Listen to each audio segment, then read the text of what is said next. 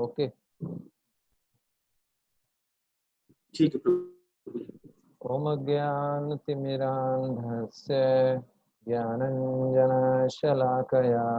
चक्षुरुन्मिलितं येन तस्मै श्रीगुरुवे नमः। श्रीचैतन्यमनोभीष्टं स्थापितं येन भूतले स्वयं रूप कदा मह्यं ददाति स्वपदान्तिकं। वन्देऽहं श्रीगुरो श्रीयुतापदकमलं श्रीगुरुन् वैष्णवांश्च श्रीरूपं सागरजातं सहगं रघुनाथान्वितं तं सजीवं सावधेतं सावधूतं परिजनसहितं कृष्णचैतन्यदेवं श्रीराधा कृष्णपादान् सहगं ललिता श्रीविशाखान्वितांश्च नमो विष्णुपादाय कृष्णप्रेष्ठाय भूतले श्रीमते भक्तिवेदांत स्वामिन्निति नामिने नमस्ते सारस्वते देवे गौरवाणी प्रचारिणे निर्विशेष शून्यवादी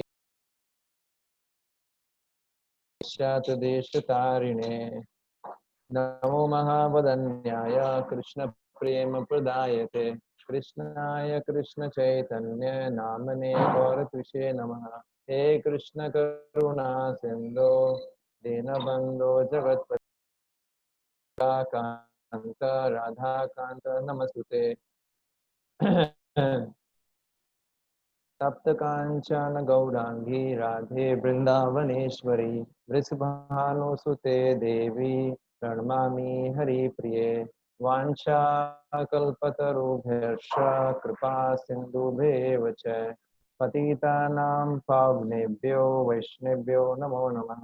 जय श्री कृष्ण चैतन्य प्रभु नित्यानंद श्री अद्वैत गदाधर शिवासादि गौर भक्त वृंद हरे Krishna Krishna Krishna Hare Hare Hare Ram Ram Ram Hare Hare Hare Krishna. So I welcome all of you for this second part of the test of true master। आप सभी का स्वागत है दूसरे सेशन के अंदर दिव्य मार्गदर्शक की पहचान। तो हमने पिछली बार चर्चा किया था, मैं एक बार आपको रिवाइज करवा देता हूँ। लास्ट संडे हम लोगों ने डिस्कस किया था कि जो है मैंने आपको एक वीडियो दिखाया था और इस वीडियो में बताया था कि आजकल बहुत सारे जो है नकली गुरु बने हुए हैं समाज के अंदर। तो इस गेट को थोड़ा खोल सकते हैं, खोल दीजिए। नकली गुरु बने हुए हैं समाज के अंदर, कोई दिक्कत नहीं।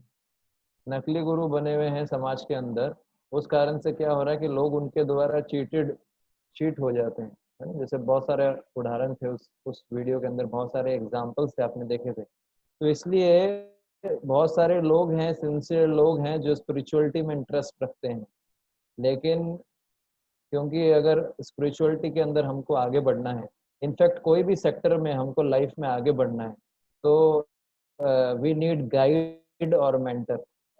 आप समझ पा रहे हैं? जैसे मैंने एग्जांपल दिया था, किसी को डांस सीखना है, मार्शल आर्ट सीखना है, इवन किसी को मैनेजमेंट सीखना है ना। तो हर फील्ड में if you want to become expert, तो हम सबको क्या है, गुरु का रिक्वायरमेंट है। वी ऑल नीड गुरु।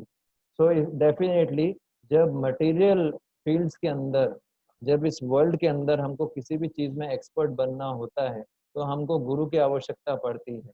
तो इस वर्ल्ड के बाहर की बहुत सारी ऐसी चीज़ें हैं, जैसे उसमें से स्पिरिचुअलिटी एक है। अगर हमको इस वर्ल्ड, इस जो स्पिरिचुअलिटी है, ये जिसको बोलते हैं आध्यात्मिकता या भगवान को जानने का जो विषय है, आप समझ पा रहे हैं? ये जो विषय है, ये क्या है, इस वर्ल्ड से परे है, इस वर्ल्ड का नहीं है। तो जब इस वर्ल्ड की चीज़ों में एक्सपर्ट बनने के लिए हमको गुरु का आवश्यकता है, तो इस वर्ल्ड से बाहर की जो चीज़ें हैं, आप समझ पा रहे हैं, इस वर्ल्ड की बाहर की जो चीज़ें हैं, उसके लिए भी हमको गुरु की आवश्यकता है। स्पेशली भगवान को समझना हो, जीवन की जटिल समस्याओं को हमको समझना हो, तो वी नीड स्पिरिचुअल मास्टर। हर ऐसा नहीं कि हम एकलव्य की स्टाइल में एकलव्य बन के दिखाएंगे कि हमको गुरु का आवश्यकता नहीं है ना। तो without guru we can not achieve perfection in spiritual life. ये हमने डिस्कस किया था। फिर हमने डिस्कस किया था कि डेट्स ओके कि गुरु चाहिए तो ठीक है, लेकिन अगर गलत गुरु के पास आ गए, कोई ऐसा गुरु मिल गया जो धोखेबाज है, तो क्या होगा। वो हमने डिस्कस किया था कि अगर किसी को गलत गुरु भी मिल जाता है, ठीक है ना, तो भी उसको डिमोटिवेट नहीं होना चाहिए। अगर वो सिंसियर है अपने स्पिरिचुअल क्वेस्ट में, अपने स्पिरिचुअल जर्नी के अंदर, तो भगवान व्यवस्था करते हैं कि उसको असली गुरु मिले। और ये हमने पिछली बार डिस्कस किया था। फिर हमने डिस्कस किया था कि असली गुरु और नकली गुरु को कैसे पहचाने। कुछ प्रैक्टिकल एग्जांपल्स लिए थे, जिसमें हमने डिस्कस किया था कि जैसे कोई गुरुजी हैं, वो कॉस्टली कार्स में ट्रेवल करते हैं, प्लेन्स में ट्रेवल करते हैं, कॉस्टली होटल्स में रहते हैं, तो क्या उनको गुरु मानना चाहिए क्या। आप समझ रहे हैं। और इसके अलावा अगर कोई जो है बोलता है कि मेरे अपने चरण दर्शन कराने के लिए फीस लेता है, तो क्या उसको गुरु मान सकते हैं क्या। यदि कोई ये बोलता है कि अपने शिष्यों को कि मैं ही भगवान हूँ, तो क्या उसको गुरु मान सकते हैं क्या। या अपने शिष्यों को कोई ये बोलता है कि आप भी भगवान हो मैं भी भगवान हूँ, तो उसको गुरु मान सकते हैं। तो हमने इससे बहुत सारे प्रैक्टिकल केस डिस्कस किए थे, तो आप लोग फिर से जो है फर्स्ट सेशन सुन सकते हैं,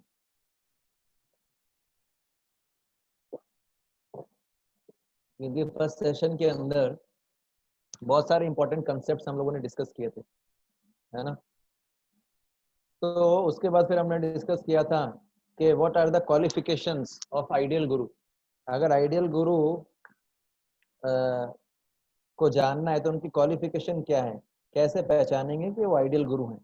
उसमें हमने कुछ पॉइंट्स डिस्कस किए थे, जिसमें से एक हमने डिस्कस कर लिया था पिछली बार कि जो आइडियल गुरु होंगे वो केवल भगवान के बारे में बोलेंगे।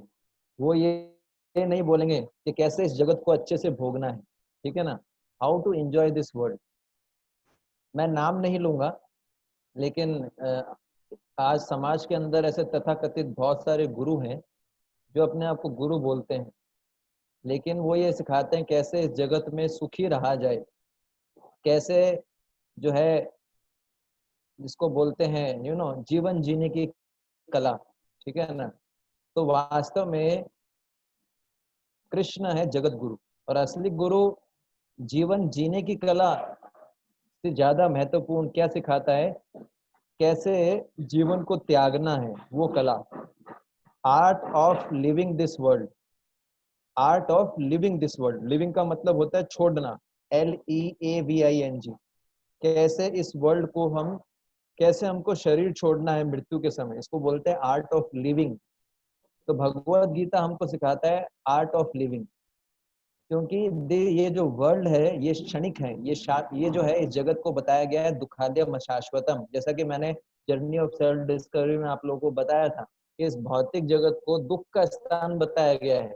तो दुख के स्थान के अंदर आप कितना भी एडजस्ट कर लो, सुख नहीं मिलने वाला है। तो यहाँ पर आप कितना भी मैनेजमेंट सीख लो, कितना भी आर्ट ऑफ लिविंग सीख लो, लेकिन दुख तो मिलेगा। तो असली गुरु की सबसे बड़ी कृपा ये होती है कि वो हमको कभी ये नहीं बोलेगा कि कैसे भौतिक जगत में प्रगति करो, वो हमेशा ये बोलेगा कैसे आध्यात्मिक जगत की तरफ जाना है। तो भौतिक जगत में प्रगति करने के लिए कैसे ज्यादा से ज्यादा पैसा कमाऊं, कैसे ज्यादा से ज्यादा, है ना, जैसे इसको बोलते हैं ईटिंग स्लीपिंग मीटिंग डिपेंडिंग, आहार निद्रा भय मैथुन के अंदर कैसे मैं प्रगति करूं, ये गुरु कभी नहीं सिखाएगा। अगर कोई गुरु है जो ये बोलता है कि है ना आप ज्यादा से ज्यादा धन कमाओ, अगर कृष्ण की सेवा के लिए आप धन कमा रहे हो दैट्स नॉट बैड। अगर कोई गुरु बोलता है नहीं नहीं आप ज्यादा से ज्यादा धन कमाओ, जैसा आपको रहना है वैसा रहो, एंजॉय करो इस वर्ल्ड को, वो गुरु नहीं हो सकता। वो क्या है, गुरु। एक तो होता है गुरु, एक होता है गरु। गरु का मतलब होता है गधा, और क्या है, बैल। तो वो असली गुरु नहीं है। असली गुरु हमेशा ये सिखाएगा कैसे, वो हमेशा भगवान के बारे में बोलेगा, पहला क्वालिफिकेशन है उसका। और ये सिखाएगा कि कैसे इस भौतिक जगत को छोड़ के हमको आध्यात्मिक जगत में जाना है। ये पहला क्वालिफिकेशन हमने डिस्कस किया था। दूसरा, जैसे मैंने वो श्लोक भी बताया था, असतो माँ सद्गमे, तमसो माँ ज्योतिर्गमे, मृत्युर्मा अमृत गमे, ओम शांति शांति। तो असली गुरु क्या है? अज्ञान से ज्ञान की तरफ ले जाता है, मृत्यु से अमृत जो है अमरता की तरफ ले जाता है, और इसके अलावा क्या है, अंधकार से प्रकाश की तरफ ले जाता है। तो आजकल ऐसे बहुत सारे लोग हैं जो भगवे वस्त्र डाल के बैठे हैं, लेकिन उनको गुरु मानना चाहिए नहीं मानना चाहिए, आपको बुद्धि लगाना चाहिए। गुरु वही होगा जो हमेशा भगवान कृष्ण के बारे में ज्ञान देगा, पहला पॉइंट। दूसरा पॉइंट जो हमको डिस्कस करना था, पिछली बार हम डिस्कस नहीं कर पाए थे, है ना, मैं आपको पीपीटी शेयर कर रहा हूँ, सॉरी ये आर्टिकल। आप में से कोई पढ़ पाएगा फटाफट? Can anybody read?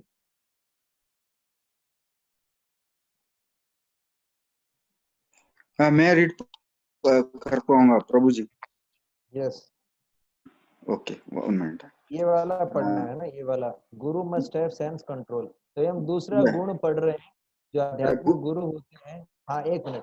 जो आध्यात्मिक गुरु होते हैं उनका दूसरा लक्षण है कि वो उनका इंद्रियों पे और अपने मन पे पूरा कंट्रोल होगा। यस, अब पढ़िए। If a guru's sense are not controlled and he does not teach his disciples to control their sense, then he is not a qualified spiritual master.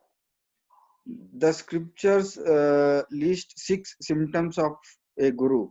A sober person who can tolerate the urge to speak and mind's demands, the action of the anger, and the urge of the tongue, belly and genitals, is qualified to make disciples all over the world. Upanishad Upadeshrita 1. When a उपदेश अमृत। Updeshamrut 1. When a beautiful prostitute tried to allure Haridas Thakur, he transferred her into a devotee without falling down from his standard. His divine grace, Bhakti Siddhanta Saraswati, had a lady disciple who wanted to meet her guru privately without her husband. Although she was of a age of his granddaughter, he refused to meet her privately, saying that it was not befitting saintly behavior. Yes, ये point बड़ा महत्वपूर्ण है जो आपको मैं चर्चा करके बता रहा हूँ। पॉइंट क्या है कि दूसरा, पहला लक्षण हमने डिस्कस किया, जो आध्यात्मिक गुरु होंगे वो केवल भगवान के बारे में बोलेंगे, भौतिक जीवन में कैसे प्रगति करना है ये कभी नहीं बोलेंगे, ठीक है ना। दूसरा पॉइंट है कि जो आध्यात्मिक गुरु होंगे उनकी इंद्रियों पे, उनके मन पे उनका पूरा वश होगा, ठीक है ना। तो अब आप देख रहे हैं एक श्लोक है, आप मेरे पीछे पीछे दोहरा सकते हैं, मैं एक श्लोक आपको पढ़ाऊंगा, आप मेरे पीछे पीछे दोहरा सकते हैं। ये नेक्टर ऑफ इंस्ट्रक्शन, उपदेशामृत नाम से एक वैदिक शास्त्र है, उससे ये श्लोक है, आप मेरे पीछे पीछे दोहरा सकते हैं श्लोक। बोलिए, वाचो वेगम मनसा क्रोध वेगम, वाचो वेगम मनसा क्रोध वेगम, जिह्वा वेगम उदर उपस्थ वेगम, जिह्वा वेगम उपर वेगम, एतान वेगान यो विषहेत धीरा, एतान वेगान विषयोग धीरा, सर्वामपि मां पृथ्वीं स शिष्यात्। सर्वामुखी मां पृथ्वीं स्यात्। तो ये डेफिनेशन है, टेक्निकल डेफिनेशन कि कौन जो है शिष्य बना सकता है। यानी अगर आपको टेस्ट करना है कि कोई गुरु है वो प्रामाणिक है कि नहीं, वो वास्तव में गुरु है नहीं, तो ये 6 चीजें टेस्ट करनी चाहिए। क्या? पहला बताया गया है कि वो अपने बोलने की प्रवृत्ति को, अर्ज टू स्पीक, वाचो वेगम, इसको कंट्रोल कर पाता है कि नहीं। मतलब यदि वो बोलेगा तो वो केवल कृष्ण के बारे में ही बोलना चाहिए, वो फालतू बातें पॉलिटिक्स के बारे में नहीं बोलेगा, बॉलीवुड में हॉलीवुड में क्या चल रहा है ये नहीं बोलेगा, किसने किसका मर्डर किया ये नहीं बोलेगा, वो केवल किसके बारे में बोलेगा? कृष्ण के बारे में जब भी बोलेगा। तो उसकी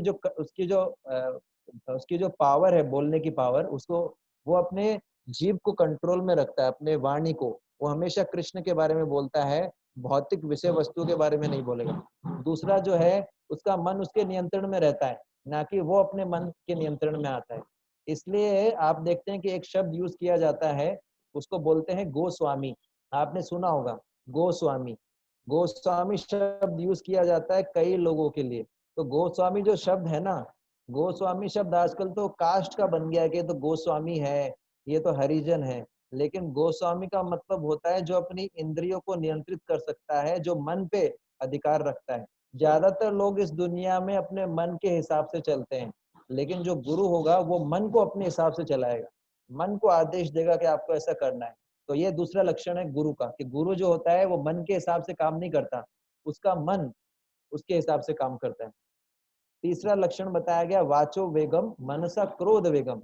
उसको गुस्से को कंट्रोल में रख पाएगा, उसका गुस्सा नियंत्रण में रहेगा, वो फालतू गुस्सा नहीं करेगा।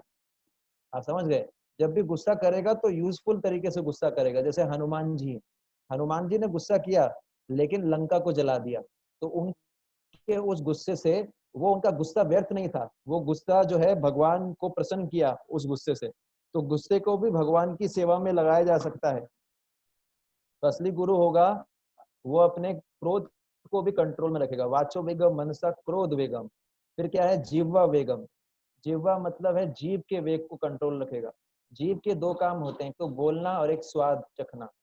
तो जो असली गुरु होगा उसकी जीभ उसके कंट्रोल में रहेगी। हम देखते हैं संसार के अंदर लोग जीभ के कंट्रोल में रहते हैं, लोगों से अपना जीभ कंट्रोल नहीं होता।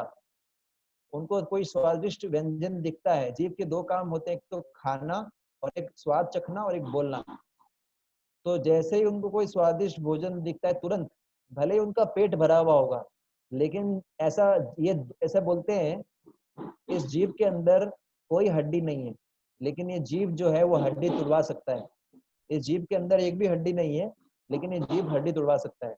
तो असली गुरु वो होता है जिसकी जीभ पे उसका पूरा कंट्रोल होता है। मतलब वो स्वाद के लिए भोजन नहीं करता है, वो स्वाद के लिए भोजन नहीं करेगा, वो जीवन जीने के लिए भोजन करेगा, ना कि भोजन के लिए जीवन जिएगा।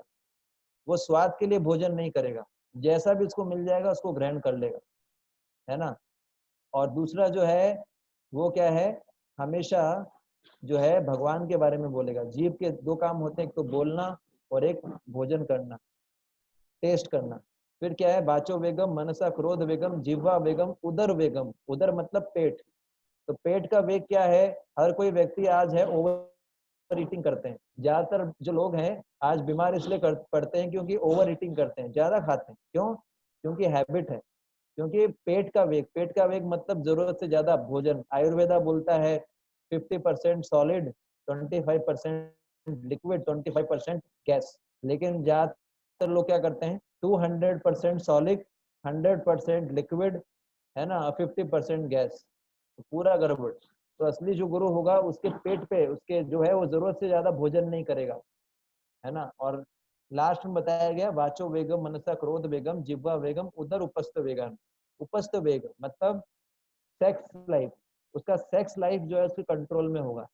हम देखते हैं जितने भी अध्यात्मवादी लोग हैं उनके सामने दो सबसे बड़ी बाधा है, एक तो होती है स्त्रियां और एक होता है पैसा। तो जो वास्तव में बहुत हाईली, जो वास्तव में गुरु जिसको बोला जाता है, तो गुरु का अपने जनेंद्रियों पे कंट्रोल होगा, मतलब अपने जेनाइटल्स पे कंट्रोल होगा। वो कभी भी जो है इलिसिट सेक्स लाइफ में इन्वॉल्व नहीं होगा, उसका इंद्रियों पे पूरा नियंत्रण होता है। तो मैं आपको बता रहा था, जैसे यहाँ पर दो उदाहरण दिए गए हैं।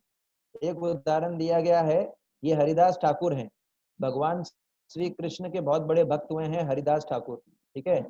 और ये जो है एक वैश्या है, वैश्या, प्रोस्टिट्यूट। तो ये जो हरिदास ठाकुर थे, ये वास्तव में भगवान, ये बंगाल के अंदर प्रकट हुए थे। और आज से लगभग 500 सवा साल 500 साल पहले ये बांग्लादेश में इनका जन्म हुआ था। और उसके बाद इन्होंने चैतन्य महाप्रभु के साथ कई लीलाएं की।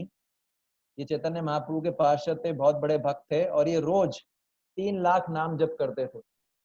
मतलब कलयुग के अंदर भगवान को प्राप्त करने का माध्यम है हरे कृष्णा महामंत्र का जप करना। तो हरिदास ठाकुर रोज 3 लाख नाम जप करते थे। 3 लाख नाम का मतलब है 190 192 राउंड्स। 192 राउंड्स का मतलब क्या है कि आपको लगभग 24 घंटे लगेगा। हमारे हिसाब से 24 आवर्स वो जप ही करते थे। तो आप समझ सकते हैं कि वो इतने बढ़िया भक्त थे भगवान के कि दिन रात हरे कृष्णा कृष्णा कृष्णा हरे हरे, हरे राम राम राम हरे हरे।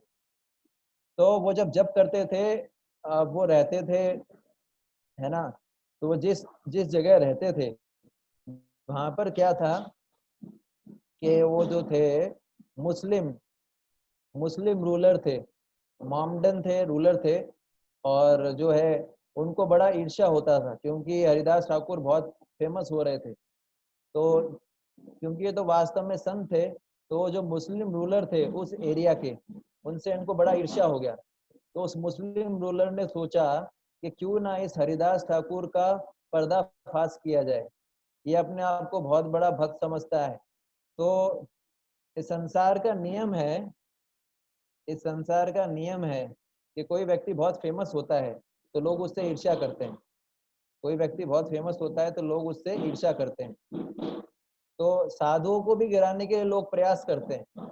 ऐसा आज ही नहीं, पहले भी होता था कि साधु लोगों का भी पतन करवाना चाहते हैं लोग। इसलिए उस मुसलमान ने एक वैश्या को भेजा, प्रोस्टिट्यूट को, और वैश्या को बोला कि हरिदास ठाकुर हैं, तुम इनके पास जाना, है ना, और इनको जो है इनको इनके साथ गलत कार्य करना, और इनको जब तुम गलत कार्य कर रही होगी तो मैं पुलिस लेके आऊंगा और इनको गिरफ्तार कर लूंगा, तो इससे इनका पर्दाफाश हो जाएगा। तो उन्होंने उस सबसे सुंदर वैश्या को पकड़ा और उनको भेजा। और हरिदास ठाकुर अपना जप करते थे, तो अपनी कुटिया बना रखी थी उन्होंने, तुलसी का पेड़ लगा रखा था, और दिन रात हरे कृष्ण कृष्ण कृष्ण हरे हरे, हरे राम राम राम हरे हरे, तो इस प्रकार से जप करते थे। तो अब क्या हुआ कि वो वैश्य आई। अब रात का अंधेरा, आप समझ सकते हैं कि बिल्कुल अकेले थे उस समय, हरिदास ठाकुर जप कर रहे थे, और वैश्य आई।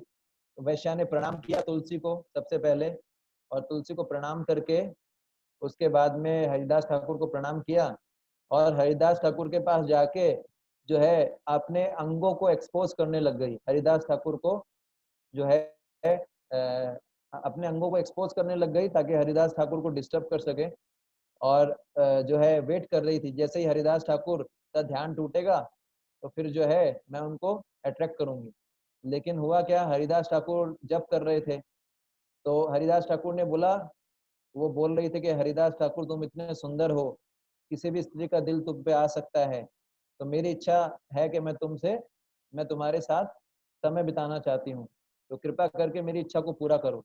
तो हरिदास ठाकुर ने बोला, अभी तो मैंने व्रत लिया है कि मुझे इतना करोड़ नाम जपना है भगवान का, मुझे इतना इतना नाम जपना है भगवान का, करोड़ नाम जपना है।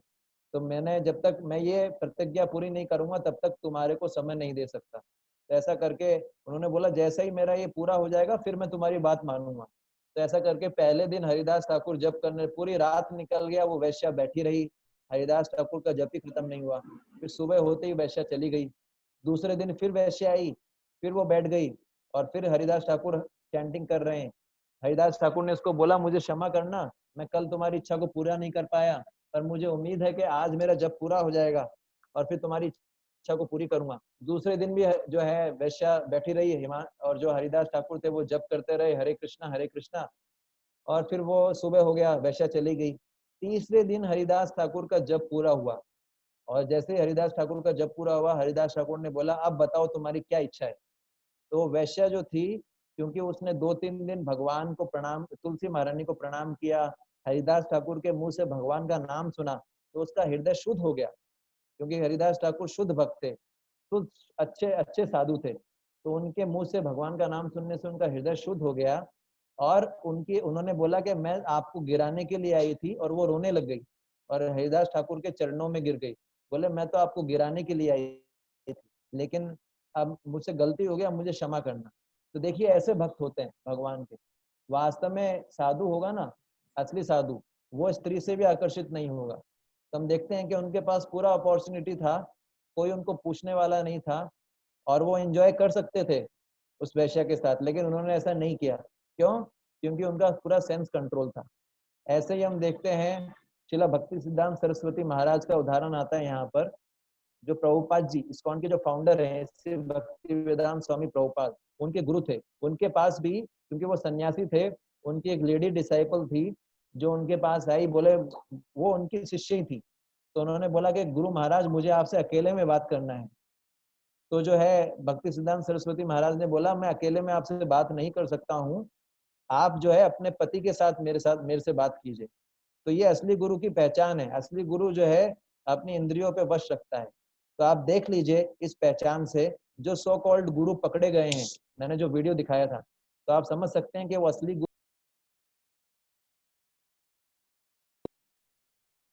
तो ये दूसरा पहचान मैंने बताया। तो अगर आपको टेस्ट करना है कोई असली गुरु है नकली गुरु है, तो ये टेस्ट कीजिए कि अगर उसको पोस्ट देंगे, उसको पोजीशन देंगे, उसको पैसा देंगे, और अगर वो स्त्रियों के बीच में रहेगा, तो क्या वो अपनी इंद्रियों को वश में कर पाता है, क्या वो उनका गलत इस्तेमाल तो नहीं करता है। इससे पता लगता है। ये दूसरा आपको समझ में आया जो मैं समझा रहा हूँ, या आपके ऊपर से जा रहा है? जी प्रभु, जी प्रभु। सभी को समझ में आ रहा है? यस प्रभु। जी प्रभु जी। ओके, तो ये दूसरा क्वालिफिकेशन हुआ गुरु का। तीसरा क्वालिफिकेशन है जो हम पढ़ेंगे। अब आप में से कौन पढ़ेगा? अगली नेक्स्ट कौन पढ़ेगा? एक मिनट। हाँ, यस, ये तीसरा, गुरु should be decorated with all saintly qualities. कौन पढ़ेंगे?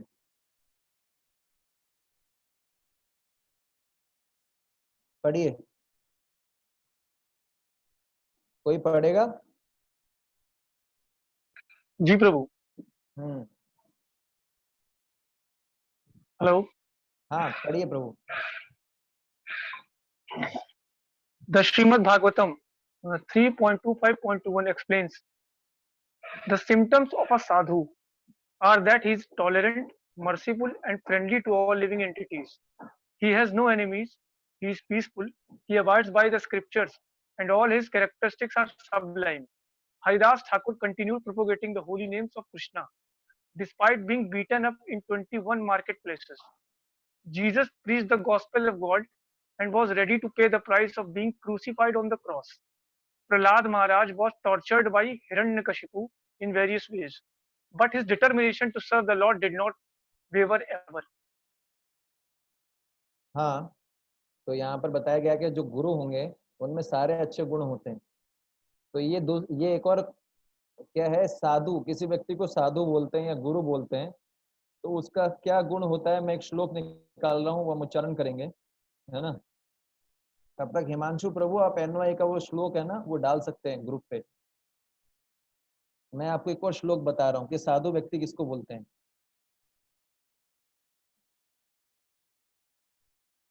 ये साधु के लक्षण है जो मैं आपको श्लोक बता रहा हूँ, मेरे पीछे पीछे दोहराइए। तितिक्ष्वा कारुणिका, तितिक्ष्वा कारुणिका, सभी लोग बोलिए तितिक्ष्वा कारुणिका, तितिक्ष्वा कारुणिका,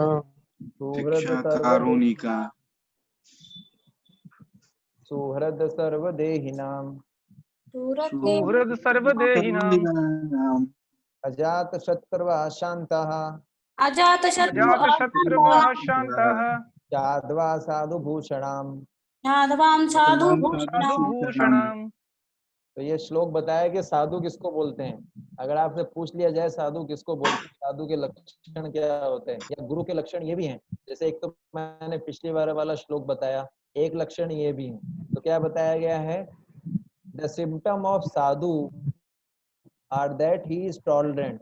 साधु जो होगा वो बहुत ही सहनशील होगा, बहुत सहनशील होगा, पेड़ के समान, पेड़ के समान सहनशील होगा। पेड़ के कोई जो है पेड़ से कोई पत्ता ले जाता है, फूल ले जाता है, फल ले जाता है, फिर पेड़ को भी काट लेता है, लेकिन पेड़ कुछ नहीं बोलता। तो पेड़ के समान सहनशील होगा, बहुत दयालु होगा। मर्सीफुल का मतलब दयालु। और सभी जीव, चाहे जानवर हो चाहे इंसान हो, सभी जीवों के प्रति फ्रेंडली होगा। फ्रेंडली मतलब सबको मित्र मानेगा, सभी के अंदर परमात्मा को देखेगा और सबके प्रति दया की भावना रखेगा।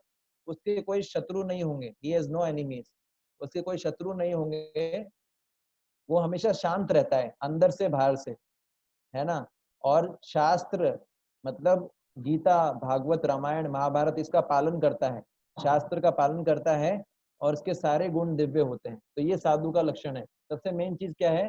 तितिक्षुवा। तितिक्षुवा मतलब सहनशीलता, तितिक्षुवा कारुणिका, दयालु, कारुणिका मतलब दयालु, सुहृद, सुहृद का मतलब क्या होता है? सबका मित्र। ये वाला श्लोक भी आप डाल सकते हैं हिमांशु प्रभु, 325-21। तो ये साधु के लक्षण है। तो असली गुरु के लक्षण बताए मैंने आपको। तो ऐसा जो है आप देख सकते हैं कि एक बार शिला प्रभुपाद जी का उदाहरण आता है। शिला प्रभुपाद जी जो इस्कॉन के फाउंडर हैं, एक बार उन्होंने देखा कि एक छोटा सा कीड़ा था, है ना, वो बेचारा तड़प रहा था, परेशान, थोड़ा सा छोटा सा कीड़ा था जिसको बोलते हैं ना, वॉर्म बोलते हैं या लट बोलते हैं।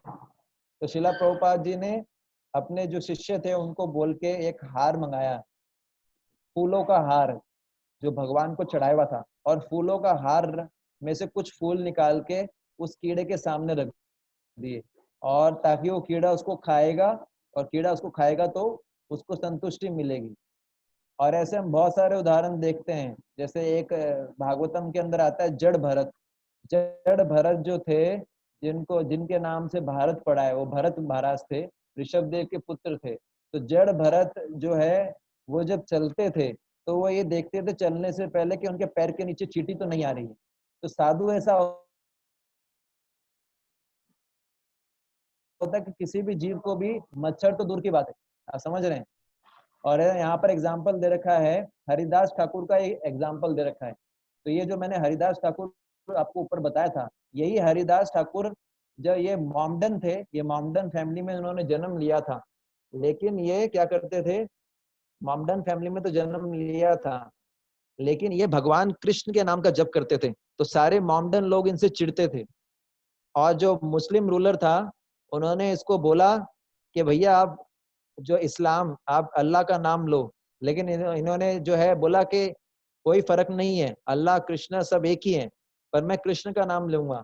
तो वो इतना गुस्सा आ गया उसको, मुस्लिम रूलर को, उन्होंने बोला हरिदास ठाकुर को 22 बाजार, उधर पूरे 22 मार्केट्स थे, बोले 22 बाजार में कोड़े से मारो इनको। इधर 21 लिख रखा है लेकिन 22 है। तो पूरे 22 बाजार के अंदर उनको कोड़े से मारा गया, उनको बांध दिया गया, उनके हाथ पैर, उनको कोड़ों से पीटा गया। क्यों? उनका एक ही गलती था कि वो भगवान का नाम ले रहे थे। और फिर भी जब उनको 22 बाजार में कोड़ों से मारा गया, उन्होंने बोला चाहे मेरे शरीर के टुकड़े टुकड़े कर दो, लेकिन मैं भगवान का नाम लेना नहीं छोड़ूंगा। तो ये जो है, ये असली साधु के उदाहरण है।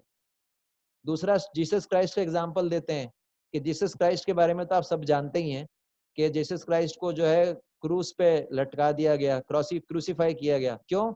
क्योंकि वो केवल भगवान के बारे में बोल रहे थे। इससे लोग इतना परेशान हो गए।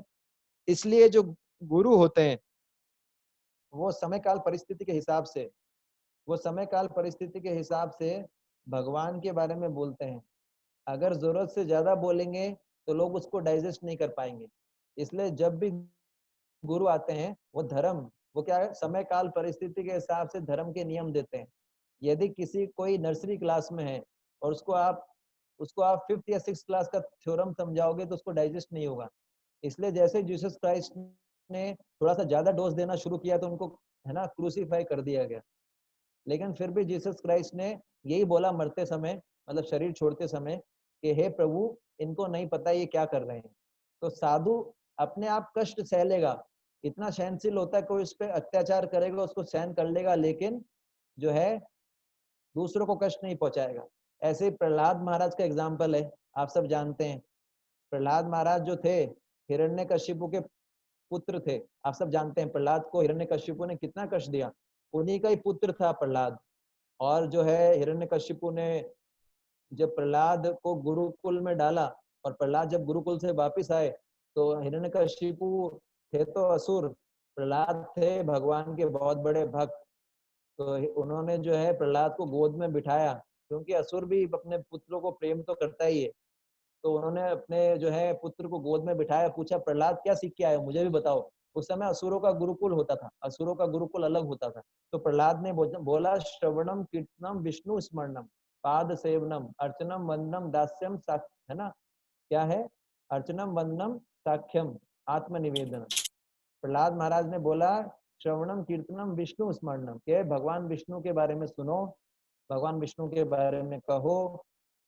ऐसा जब बोला तो उनको इतना क्रोध आया हिरण्यकशिपु को, उन्होंने बोला कि किसने तुमको ये सब पट्टी पढ़ाई है प्रहलाद, है ना। और वो बड़ा गुस्सा आ गया उनको, प्रहलाद महाराज को बड़ा गुस्सा आ गया, सॉरी हिरण्यकशिपु को, और उन्होंने अपने ही पुत्र को मारने का प्रयास किया, अपने ही पुत्र को मारने का प्रयास किया। कैसे मारने का प्रयास किया कि उन्होंने जो है उनको खाई से नीचे फेंकना चाहा। सोचिए अपना पिता ही अपने पुत्र का दुश्मन बन जाए, किस लिए? केवल क्योंकि वो भगवान की भक्ति कर रहा है। तो आप समझ सकते हैं ये एक्सट्रीम केस था। इसलिए वास्तव में वो असली पिता नहीं है जो भगवान की भक्ति से हमको रोकता है। इनफैक्ट पिता उसी को बनना चाहिए जो अपने आश्रितों को भगवान के भक्ति में जोड़ सके, ठीक है ना।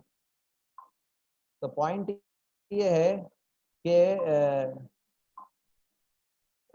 मैं ये बता रहा था आपको कि प्रहलाद महाराज को इतना कष्ट दिया, ठीक है। फिर भी प्रहलाद महाराज ने जब बाद में नरसिंह भगवान आ गए थे, नरसिंह भगवान ने हिरण्यकशिपु को मारा, नरसिंह भगवान ने हिरण्यकशिपु को मार दिया। उसके बाद प्रहलाद महाराज से पूछा कि तुमको क्या वर चाहिए, तो प्रहलाद महाराज ने ये बोला कि प्रभु मेरे पिता से गलती हो गई, आप मेरे पिता को क्षमा कर दीजिए। देखिए ऐसे होते हैं संत, संत के साथ आप कितना भी बुरा करो वो आपके लिए कभी बुरा नहीं चाहेगा, आप उसको कितना भी अपमान कर दो। ये असली साधु की पहचान है। असली साधु वो नहीं जो बदले की भावना रखता है, जो बदले की भावना रखता है वो पूरी तरीके से साधु बना नहीं है। असली साधु बहुत सहनशील होगा, तो ये उसमें सारे गुण होंगे, सहनशीलता, ये सब जो मैंने बताया, ठीक है। अब हम आगे पढ़ेंगे नेक्स्ट गुण साधु का। एक मिनट, हाँ, गुरु का असली नेक्स्ट गुण चौथा है, कौन पढ़ेगा इसको? Not interested in increasing chief followers in big number, कौन पढ़ेंगे?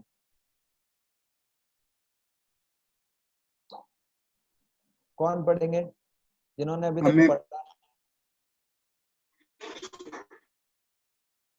मैं पढ़ूं। हाँ पढ़िए। Not interested in increasing cheap followers in big numbers. He will not give you a mantra and tell you that you will become God in 6 months. This is not Guru's business. The genuine Guru is he who has no interest in materialistic life. He is after God and God only. That is one of the tests of a genuine Guru. Brahma Nistam. He is absorbed in the absolute truth. He is not interested in followers for popularity and fanfare, but he is interested in helping the souls purifying their heart by glorifying Supreme Lord and returning back to Godhead. तो असली गुरु जो होगा वो followers बनाने में, सस्ते followers बनाने में इंटरेस्ट नहीं रखता। आप समझ रहे हैं? असली गुरु जो होगा, है ना, वो क्या है, जैसे बहुत सारे सो कॉल्ड गुरु हैं इस दुनिया में, तो वो क्या करते हैं, वो केवल फॉलोवर्स इकट्ठा करते रहते हैं। आपको बहुत सारे गुरु मिलेंगे जो ज्यादा से ज्यादा फॉलोवर्स बनाना चाहते हैं। क्यों फॉलोवर्स बनाना चाहते हैं? जितने ज्यादा फॉलोवर्स होंगे, जितना वो फेमस हो जाएंगे, उतना उनको फाइनेंशियल सपोर्ट मिलेगा, है ना। फाइनेंशियल सपोर्ट मिलेगा तो क्या आएगा, वो आराम से रह सकते हैं। तो ये लोग वास्तव में गुरु नहीं है। असली गुरु वो होता है जो फॉलोवर्स बनाने में यकीन नहीं करता, उसके कितने भी फॉलोवर्स हों उससे फर्क नहीं पड़ता। वो फॉलोवर्स के जैसे कई बार क्या होता है कि ज्यादा फॉलोवर बनाने के चक्कर में क्या होता है, गुरु जो होते हैं, ऐसे सो कॉल्ड गुरु, जो नकली गुरु होते हैं, वो बहुत सारे प्रिंसिपल्स को जो है लीनियंट कर देते हैं। जैसे आप देखेंगे अभी भी बहुत सारी संस्थाएं हैं, आप देखेंगे इस्कॉन के अंदर अगर आपको दीक्षा लेना है, इस्कॉन के अगर नियमों के हिसाब से चल रहे हैं, तो इस्कॉन के अंदर प्रोसेस है कि 4 नियम पालन करने पड़ते हैं। जिसमें एक है नशा ना करना, जिसमें चाय कॉफी भी नहीं पीना, जुआ ना खेलना, जिसमें शेयर मार्केट, शर्त ताश खेलना, शेयर मार्केट, ये सब आता है। और मांसाहार न करना, इसके अंदर प्याज लहसुन खाना भी आता है। इसके अलावा अवैध स्त्री संग न करना, इलिसिट सेक्स लाइफ न करना। ये 4 नियम हम लोग पालन करते हैं इस्कॉन के अंदर। ये 4 नियम पालन करते हैं और 16 माला का मिनिमम जाप करते हैं रोज। तो ये जब हम कम से कम 1 साल 2 साल तक करते हैं, उसके बाद हमारी प्रोग्रेस रिपोर्ट देखी जाती है कि हमने इसको प्रॉपरली पालन किया कि नहीं किया, और उसके बाद हमको दीक्षा मिलता है। लेकिन आप ऐसे बहुत सारी संस्थाएं देखेंगे, इसमें कोई नियम नहीं है। ऐसे बहुत सारे गुरु हैं, बोलते हैं जो करना है करो, इलिसिट सेक्स करना है करो, कोई दिक्कत नहीं है ना, मैं ध्यान रख लूंगा, चिंता है, आप मेरे को थोड़े पैसे दे देना, जो आपको करना है करो। क्यों? क्योंकि ज्यादा जब हम नियम बताते हैं लोगों को तो लोग पालन नहीं करना चाहते, क्योंकि लोगों का वास्तव में इंटरेस्ट नहीं है स्पिरिचुअलिटी में। क्योंकि लोग चाहते हैं हम जैसा करें और मतलब हम एंजॉय करना, जैसे अगर हमको पाप करना है तो पाप हम करें, लेकिन फिर भी हमको भगवान प्राप्त हो जाए, तो ऐसा नहीं हो सकता। जिसको भगवान को प्राप्त करना है उसको पाप कर्म छोड़ना पड़ेगा। स्पेशली ये 4 चीज, मांसाहार, नशा, अवैध स्त्री संग और जुआ, जो ये नहीं छोड़ सकता वो भगवान को प्राप्त नहीं कर सकता। तो असली गुरु क्या होंगे, वो कभी कॉम्प्रोमाइज नहीं करते अपनी फिलॉसफी से। कई बार ज्यादा लोगों को जोड़ने के चक्कर में सो कॉल्ड गुरु, जो नकली गुरु होते हैं, वो अपने बोलते ठीक है अगर मांसाहार करना है तो करो, कोई बात नहीं, कम से कम मेरे शरण में रहो। ये गुरु नहीं है, ये गुरु नहीं है, ये नकली व्यक्ति है ना। ऐसे बहुत सारे लोग हैं ताकि ज्यादा फॉलोवर्स बने, क्योंकि वास्तव में स्पिरिचुअल लाइफ में बहुत कम लोग इंटरेस्टेड होते हैं। भगवान गीता में बोलते हैं, एक श्लोक पढ़ाता हूँ आपको, गीता में एक श्लोक आता है,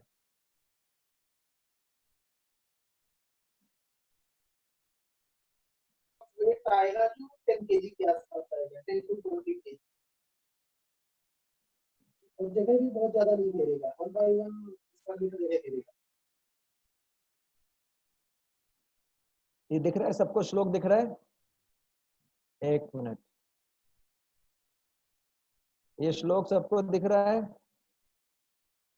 अभी दिख रहा है सबको? जी प्रभु जी। मनुष्यानां सहस्रेषु मनुष्याणां सहस्रेषु कश्चित् यतति सिद्धये कश्चित् यत्यति सिद्धये यततामपि सिद्धानां यततामपि सिद्धानां कश्चिन्मां वेति तत्त्वतः। कश्चिन्मां वेत्ति तत्त्वतः। तो देखिए क्या लिख रखा है, भगवान बोलते हैं, इधर से 12 किलोमीटर और बढ़ किसी का साउंड आ रहा है वो म्यूट कर लीजिए बैकग्राउंड से। हजार लोगों में से कोई एक व्यक्ति होता है ना, जो सिद्धि के लिए प्रयत्न करता है। और ऐसे लोग जो सिद्धि के लिए प्रयत्न करते हैं और जो सिद्धि प्राप्त कर चुके होते हैं, उसमें से कोई एक व्यक्ति मुझे जान पाता है। तो यहाँ पर गीता के 7वें अध्याय के 3रे श्लोक में, ये भी हिमांशु प्रभु आप ग्रुप पे डाल सकते हैं। तो ऐसे जो वास्तव में भगवान कृष्ण की भक्ति करना चाहता है, ऐसे बहुत इक्के दुक्के लोग होंगे। ज्यादातर लोग भक्ति नहीं करना चाहते, भोग करना चाहते हैं, एंजॉय करना चाहते हैं इस वर्ल्ड को। उनको लगता है एंजॉयमेंट करना असली सुख है। तो ज्यादातर लोग सीरियसली भक्ति करना ही नहीं चाहते। इसलिए बहुत ज्यादा लोग आपको जो है कृष्ण की तरफ, कुछ लोग कृष्ण की तरफ आते हैं ये सोच के कृष्ण ने इतना भोग, वो गलत समझते हैं कि कृष्ण की इतनी सारी जो है रानियां थी, कृष्ण ने इतना शादी किया, मैं भी इतना शादी करूंगा, इसलिए कृष्ण से आकर्षित होते हैं। वास्तव में भक्ति करने के लिए बहुत कम लोग आते हैं। इसलिए असली गुरु जो होता है, क्योंकि वो अपने सिद्धांतों के साथ बदलाव नहीं करता, वो सत्य चीजें बताता है, वो कॉम्प्रोमाइज नहीं करता, इसलिए उसके ज्यादा शिष्य नहीं होते और वो ज्यादा शिष्य बनाने में यकीन भी नहीं रखता, है ना।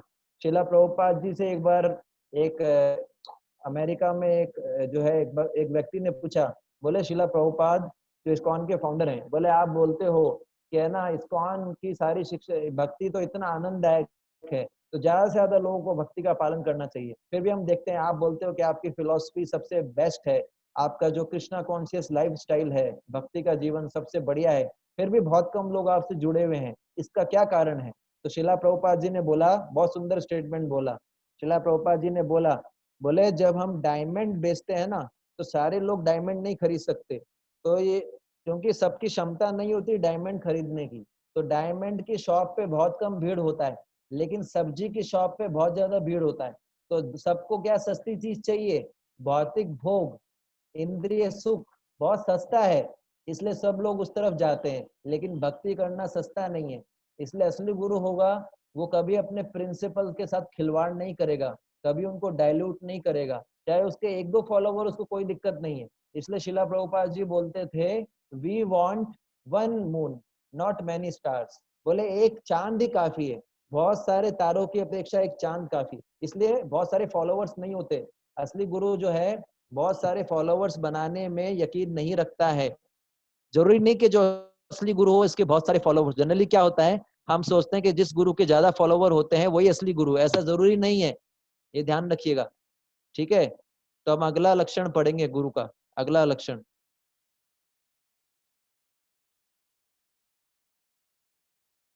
कौन पढ़ेंगे अब?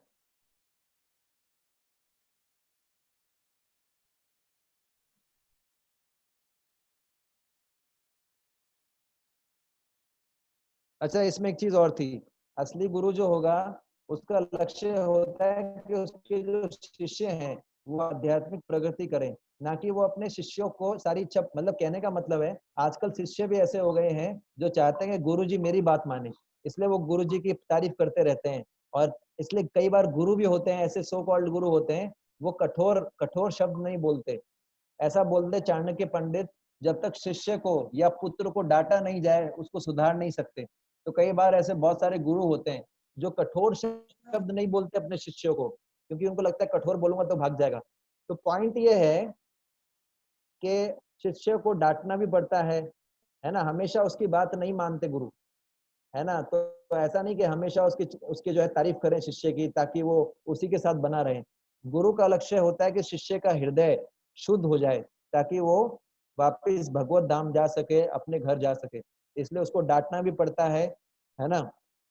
गुरु का लक्ष्य ये होता है कि उसके शिष्य का हृदय शुद्ध हो। इसलिए जो है उसका लक्ष्य यही होता है, इसी पे फोकस रखता है, ना कि हमेशा मीठी मीठी बातें नहीं करेगा गुरु। गुरु आपको डांटेगा भी, है ना, और आपको कष्ट भी होगा कई बार, लेकिन उससे आपका, अगर गुरु की बात मानेंगे तो आपका हृदय शुद्ध होगा। और ऐसा एक उदाहरण मैंने कथा सुना था, मेरे को पूरा तो याद नहीं। उस कथा में ऐसा था कि एक सो कॉल्ड गुरु था, है ना, एक सो कॉल्ड गुरु था, ठीक है। तो वो बहुत सारे फॉलोवर्स बनाता था, ये कथा आती है। और फिर वो गुरु के फॉलोवर्स बहुत सारे बन गए, और वो गुरु जो है अपने फॉलोवर्स को सही चीजें नहीं सिखाता था, जो बोलता था जो करना है करो, है ना। तो फिर जो है ऐसा, वो खुद भी ढीला ढाला था और अपने शिष्य को भी ज्यादा ट्रेनिंग नहीं देता था। उसके बाद क्या हुआ कि अगले जन्म में वो गुरु को सांप बनना पड़ा। अगले जन्म में उस गुरु को सांप बनना पड़ा, और जितने भी उसके फॉलोवर्स थे सारे चींटी बने, और वही चींटी बन के उस गुरु को खा रहे हैं, वो सांप को खा रहे हैं। क्यों? क्योंकि उन्होंने जो है, गुरु ने क्या है, अपने शिष्यों को सही शिक्षा नहीं दी। जैसे श्रीमद् भागवतम में आता है, क्या आता है कि अगर कोई अपने आश्रितों को, अपने पति को, आप सॉरी अपनी पत्नी को, अपने शिष्य को, अपने पुत्र को भगवान की भक्ति का शिक्षा ना दे सके, उनको भगवत भगवत भक्त बनने का शिक्षा ना दे सके, उनको जन्म मृत्यु के चक्र से ना निकाल सके, उसको गुरु नहीं बनना चाहिए, माँ नहीं बनना चाहिए, पिता नहीं बनना चाहिए। ठीक है ना। तो ये एक इम्पॉर्टेंट चीज था जो मेरे को आपको बताना था। अब ये कौन पढ़ेगा, ये वाला कौन पढ़ेगा? He does not bluff but speaks from scripture.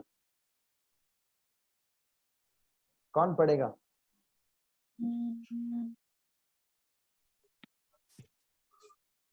Hare Krishna Prabhu. हाँ, हरे कृष्णा, पढ़िए। In the Mundaka Upanishad, it is stated, Srotyam Brahma Nishtam. The genuine Guru is well versed in the scriptures and Vedic knowledge, and he is completely dependent on God. He needs to I know the essence of all scriptures as explained in the Bhagavad Gita. Vedascha sarvair aham eva vedya. The essence of the Vedas is to know me, Krishna. If he knows this essential principle of the teachings of all scriptures and lives according to this principle, he knows everything necessary for delivering his disciples. Yes, पढ़िए। Once when Srila Prabhupada met two Vedic scholars in Vrindavan, he asked them, "Can you say who is God?" Both scholars blinked for a while and said that the absolute truth is very difficult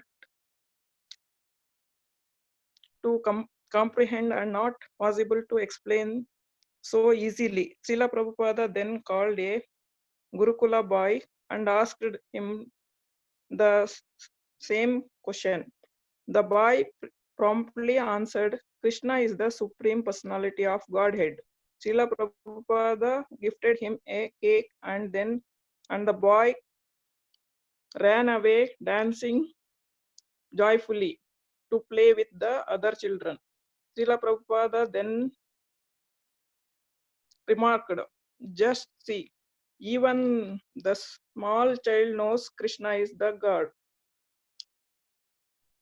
Krishna to be God, whereas these Vedic scholars, after years of study, have no knowledge of the essence of all the Vedas. Okay, thank you very much. तो ये point बड़ा महत्वपूर्ण है। Point क्या है? Yes yes, thank you. तो यहाँ पर ये बताया गया जो असली गुरु होगा वो कुछ भी अपने मन मर्जी से नहीं बोलेगा, अपनी कोई बात नहीं बोलेगा। वो जो बोलेगा उसका रेफरेंस आपको स्क्रिप्चर्स में मिलेगा, शास्त्रों में मिलेगा।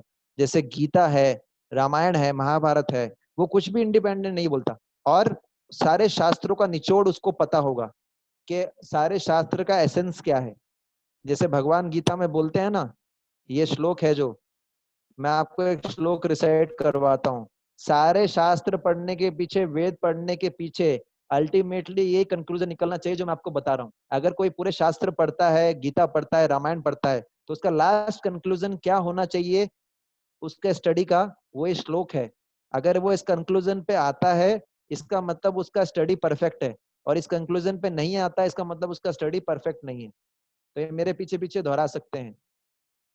सर्वस्य चाहं हृदि सन्निविष्टो, बोलिए। सर्वस्य चाहं हृदि सन्निविष्टो मत्तः स्मृतिर्ज्ञानमपोहनं च मत्ता स्मृतिर्ज्ञानमपोहनं च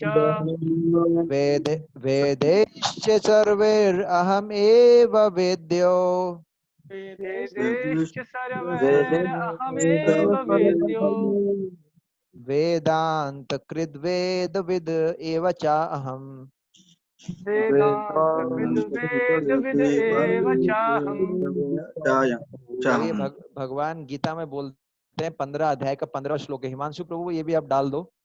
इसमें बताया गया है, भगवान कृष्ण बोलते हैं कि मैं सभी के हृदय में बैठा हुआ हूँ परमात्मा के रूप में, और मेरे से ही स्मृति आती है, ज्ञान आता है और मैं ही भुलाता हूँ। By all the Vedas I am to be known. तो भगवान बोल रहे हैं कि जितने भी वेदों के द्वारा मैं जानने योग्य हूँ। मतलब वेदों का लक्ष्य क्या है? ये जानना कि भगवान श्री कृष्ण परम पुरुषोत्तम भगवान है और उन्हीं का सेवा करना हमारे जीवन का लक्ष्य है। अगर हम वेद पढ़ के, शास्त्र पढ़ के, गीता पढ़ के, रामायण पढ़ के इस कंक्लूजन पे आते हैं कि भगवान श्री कृष्ण जो है उन्होंने ही वेदों की रचना की है और वही जो है वेदों के अंत में वेदों का लक्ष्य है, मतलब उनकी सेवा करना ही हमारे जीवन का लक्ष्य होना चाहिए। अगर हम इस अंडरस्टैंडिंग पे आते हैं, इसका मतलब हमारा वेद पढ़ने का जो है मतलब जो है पर्पस होता है, फुलफिल होता है। इसका मतलब हमने ठीक से वेदों को पढ़ा है। आप समझ पा रहे हैं? तो असली जो गुरु होगा वो निष्कर्ष जानता है वेदों का। निष्कर्ष क्या है वेदों का? कि भगवान श्री कृष्ण जो परम पुरुषोत्तम भगवान है उनकी सेवा करना ही जीवन का लक्ष्य है। ये निष्कर्ष है वेदों का। तो यहाँ पर एग्जाम्पल दिया गया है कि एक बार शिला प्रभुपाद जी जो इस्कॉन के फाउंडर थे, उनके पास दो बहुत बड़े वैदिक स्कॉलर आए जिनको पूरे श्लोक याद थे। ऐसे कई लोग हैं। एक बार मैं भगवत गीता डिस्ट्रीब्यूशन कर रहा था जोधपुर में, तो मेरे को एक व्यक्ति मिला। वो बोला कि स्वामी जी, मैंने बोला ये भगवत गीता लीजिए। तो बोला स्वामी जी हम भगवत गीता नहीं पढ़ते हैं, हम तो वेद पढ़ते हैं। तो मैंने बोला ये भी वेदों का सार है। बोले नहीं, गीता तो छोटी मोटी चीज है, हम तो वेद पढ़ते हैं। तो ऐसे बहुत सारे लोग हैं जिनको जो वेद तो पढ़ लेते हैं, जिनको श्लोक भी याद होते हैं, लेकिन अगर श्लोक का सारे वेदों की शिक्षाओं का निचोड़ पूछोगे तो उनको पता नहीं होगा। जैसे यहाँ पर शिला प्रभुपाद जी बोल रहे हैं कि 2 वैदिक स्कॉलर उनके पास आए और उनसे शिला प्रभुपाद जी ने पूछा कि बताओ परम पुरुषोत्तम भगवान कौन है। आपने तो पूरे वेदों को पढ़ा है ना, तो आप बताइए कि परम पुरुषोत्तम भगवान कौन है। तो उन लोगों को जो है वो कंफ्यूज हो गए, उन्होंने सारे वेद पढ़े हैं फिर भी उत्तर नहीं दे पाए। और फिर शिला प्रभुपाद जी ने एक छोटे से बच्चे को बुलाया, गुरुकुल का बच्चा था, हमारे इस्कॉन के गुरुकुल भी होते हैं, तो गुरुकुल का एक बच्चा था, उससे पूछा कि बताओ परम पुरुषोत्तम भगवान कौन है। तो उस बच्चे ने बोला कि परम पुरुषोत्तम भगवान है श्री कृष्ण। जैसे ही प्रभुपाद जी ने सुना, प्रभुपाद जी ने बोला देखो ये छोटा बच्चा है लेकिन इसको भी पता है कि परम पुरुषोत्तम भगवान कौन है। तो जो इतना सारा वेद पढ़ने के बाद जो आप लोग बता नहीं पाए, वो इस छोटे बच्चे ने वैसे ही बता दिया। तो पॉइंट ये है यहाँ पर बताने का कि हम वेद पढ़ते हैं, शास्त्र पढ़ते हैं, उसका लक्ष्य यही होना चाहिए कि श्री कृष्ण में विश्वास बढ़े, श्रद्धा बढ़े, उनकी सेवा करने की इच्छा हो। तो असली जो गुरु होता है वो शास्त्रों से बोलेगा, वो कुछ भी मनमर्जी नहीं बोलता, और उसको सारे वेदों का निचोड़ पता होगा। निचोड़ क्या है? भगवान श्री कृष्ण को जानना और उनकी सेवा करना। ठीक है, अब जो है अगला जो है अगला अगला उनका लक्षण है जो पढ़ेंगे हम लोग। गुरु का दूसरा अगला लक्षण क्या है, मैं आपको शीट शेयर कर रहा हूँ। अभी कौन पढ़ेंगे?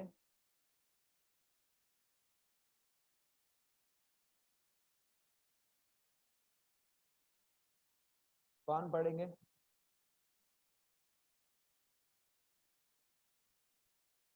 हरे Krishna.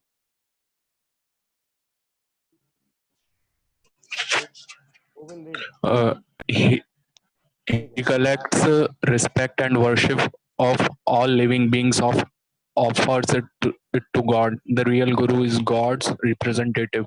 He represents the Supreme Lord, just as a victory represents a king.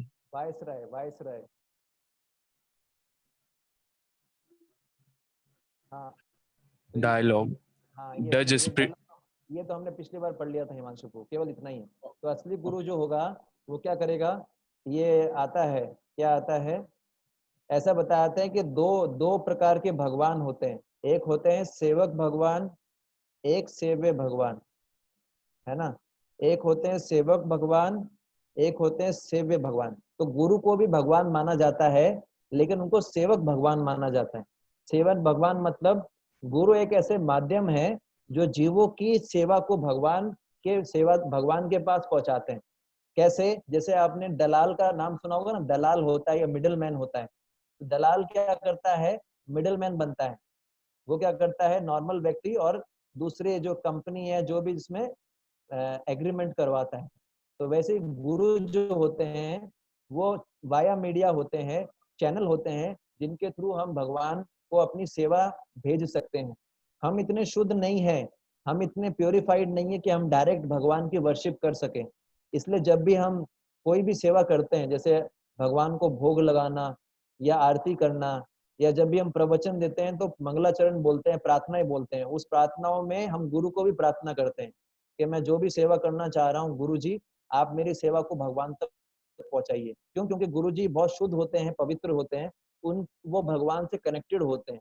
तो हम उनको अपनी सेवा ऑफर करते हैं, उनको अपना जो है सारा जो है रिस्पेक्ट ऑफर करते हैं, और वो हमारी रिस्पेक्ट और सेवा को खुद नहीं रखते, वो भगवान के पास पहुंचा देते हैं। आप समझ पा रहे हैं? तो he is a via media, वो जो है भगवान तक जाने के लिए एक माध्यम है।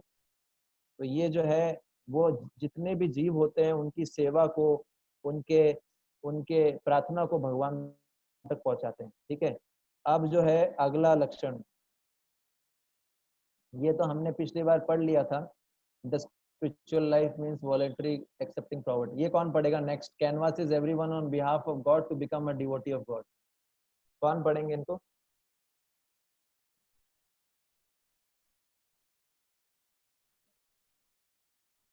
कोई पढ़ेंगे?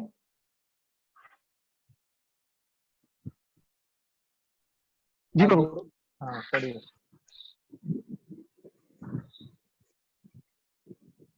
Canvasses everyone on behalf of God to become a devotee of God. A guru's business is to canvass everyone to become a devotee of God. That is the sum and substance of a real guru's business. Indeed, he has no other business. He tells whomever he sees, please become God conscious. Yes.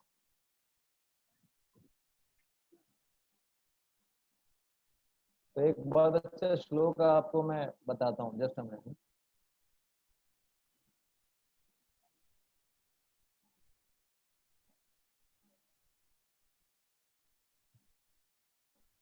Chaitanya Mahaprabhu भगवान श्री कृष्ण स्वयं आए थे भक्त के रूप में, उनको चैतन्य महाप्रभु बोलते हैं। चैतन्य महाप्रभु जो है भगवान स्वयं कृष्ण आए थे आज से कलयुग में 525 साल पहले, लेकिन भक्त के रूप में आए थे, तो उनको चैतन्य महाप्रभु बोला जाता है। चैतन्य महाप्रभु बोलते हैं जार कहो जार देखो तार कहो कृष्ण उपदेश, हमारा आज्ञा कहो तार ये देश, है ना। मतलब आप जिसको भी मिलते हो उसको भगवान कृष्ण का उपदेश कहना चाहिए। असली गुरु का लक्ष्य क्या है? असली गुरु का कर्तव्य है कि वो जिससे भी मिलेगा, थोड़ी देर के लिए भी मिलता है, उसको ये बोलेगा कि भजो कृष्णा कहो कृष्णा, भजो भजो कृष्णा कहो कृष्णा, लहो कृष्ण नाम। तो असली गुरु हो वो किसी को भी मिलेगा ना, उसका एक ही बिजनेस होता है। जैसे कोई बिजनेसमैन है, वो कहीं भी ट्रेवल करेगा, किसी के पास भी बैठेगा, तो वो जो बिजनेस करता है उसी से रिलेटेड बात करता है। जैसे वो हमने देखा हुआ ट्रेन के अंदर या बसेस के अंदर कोई बिजनेसमैन जाता है तो वो क्या करता है, अपने प्रोडक्ट्स का एडवर्टाइजमेंट करता है, अपने प्रोडक्ट्स का एडवर्टाइजमेंट करता है। किसी से भी मिल जाएगा, थोड़े समय के लिए भी तो अपने प्रोडक्ट के बारे में बात करेगा।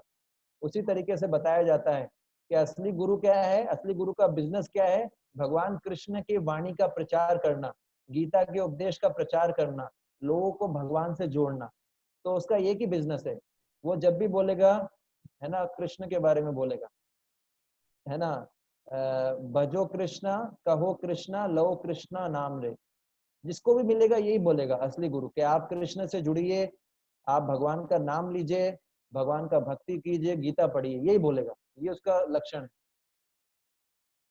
हाँ, जार देखो तारे कहो कृष्णा उपदेश, जार देखो तारे कहो कृष्णा उपदेश, हमारे आज्ञा तारे, हमारे आज्ञा, ऐसा करके पूरा श्लोक मेरे को याद नहीं आ रहा, लेकिन उसके स्टार्टिंग के वर्ड है जार देखो तारे कहो कृष्णा उपदेश। जिसको भी मिलते हो उसको कृष्ण का उपदेश बोलो, गीता के बारे में बताओ, भागवत के बारे में बताओ। तो ये अगला लक्षण है असली गुरु का। ना कि उसको पॉलिटिक्स के बारे में बताओ, ना कि ये बताओ बॉलीवुड में क्या हो रहा है, हॉलीवुड में क्या हो रहा है। ये सब जो है गुरु का लक्षण नहीं है, ये भौतिकवादी व्यक्ति का लक्षण है। ठीक है, अगला अगला है, यस, अगला मैं पढ़ता हूँ। He is the lover of God and propagates love of God. Anyone, it doesn't matter, be Christian, Mohammedan and Hindu. If he is simply speaking and convinces people to love God, he is a guru. Lord Jesus Christ, for instance, एक minute, हाँ, Lord Jesus Christ, for instance, canvass people saying just try to love God, that is the test. तो असली गुरु का लक्षण बताते हैं। असली गुरु का लक्षण क्या है? असली गुरु का लक्षण बताया जाता है। असली गुरु का लक्षण है वो केवल भगवान से प्रेम करना सिखाएगा, है ना। असली गुरु को देखते ही, असली साधु को देखते ही आपके मन में भावना उत्पन्न होगी कि भगवान कितने कृपालु हैं, भगवान से जुड़ना चाहिए। तो असली गुरु हमेशा ये बोलेगा कि भगवान से प्रेम कीजिए। जैसे जीसस क्राइस्ट का एग्जांपल देते हैं, जीसस क्राइस्ट ने हमेशा यही बोला कि भगवान से प्रेम करो। गुरु नानक ने भी यही बोला, है ना। जो भी बड़े बड़े गुरु हुए हैं, मोहम्मद ने भी ये बोला, सबने यही बोला है कि भगवान से प्रेम करो, भगवान से प्रेम करो। तो असली गुरु का एक यही सिखाता है सबको कि भगवान से प्रेम कीजिए। और धर्म का मतलब ही ये होता है कि भगवान से प्रेम करना। और जो धर्म भगवान से प्रेम करना नहीं सिखाता है वो वास्तव में धर्म नहीं है।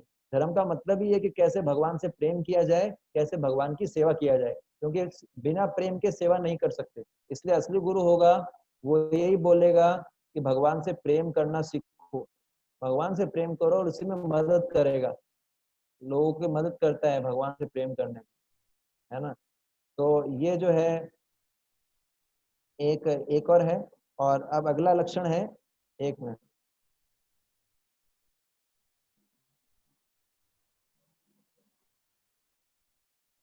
अगला लक्षण क्या है? Never claims. कोई पढ़ेगा इस अगला लक्षण या मैं पढ़ूं? आप में से कोई पढ़ना चाहेगा? जी प्रभु जी। पढ़िए। Never claims to be God, but always delight in acting as a servant of God. The Guru never says, I am a God or I will make you God.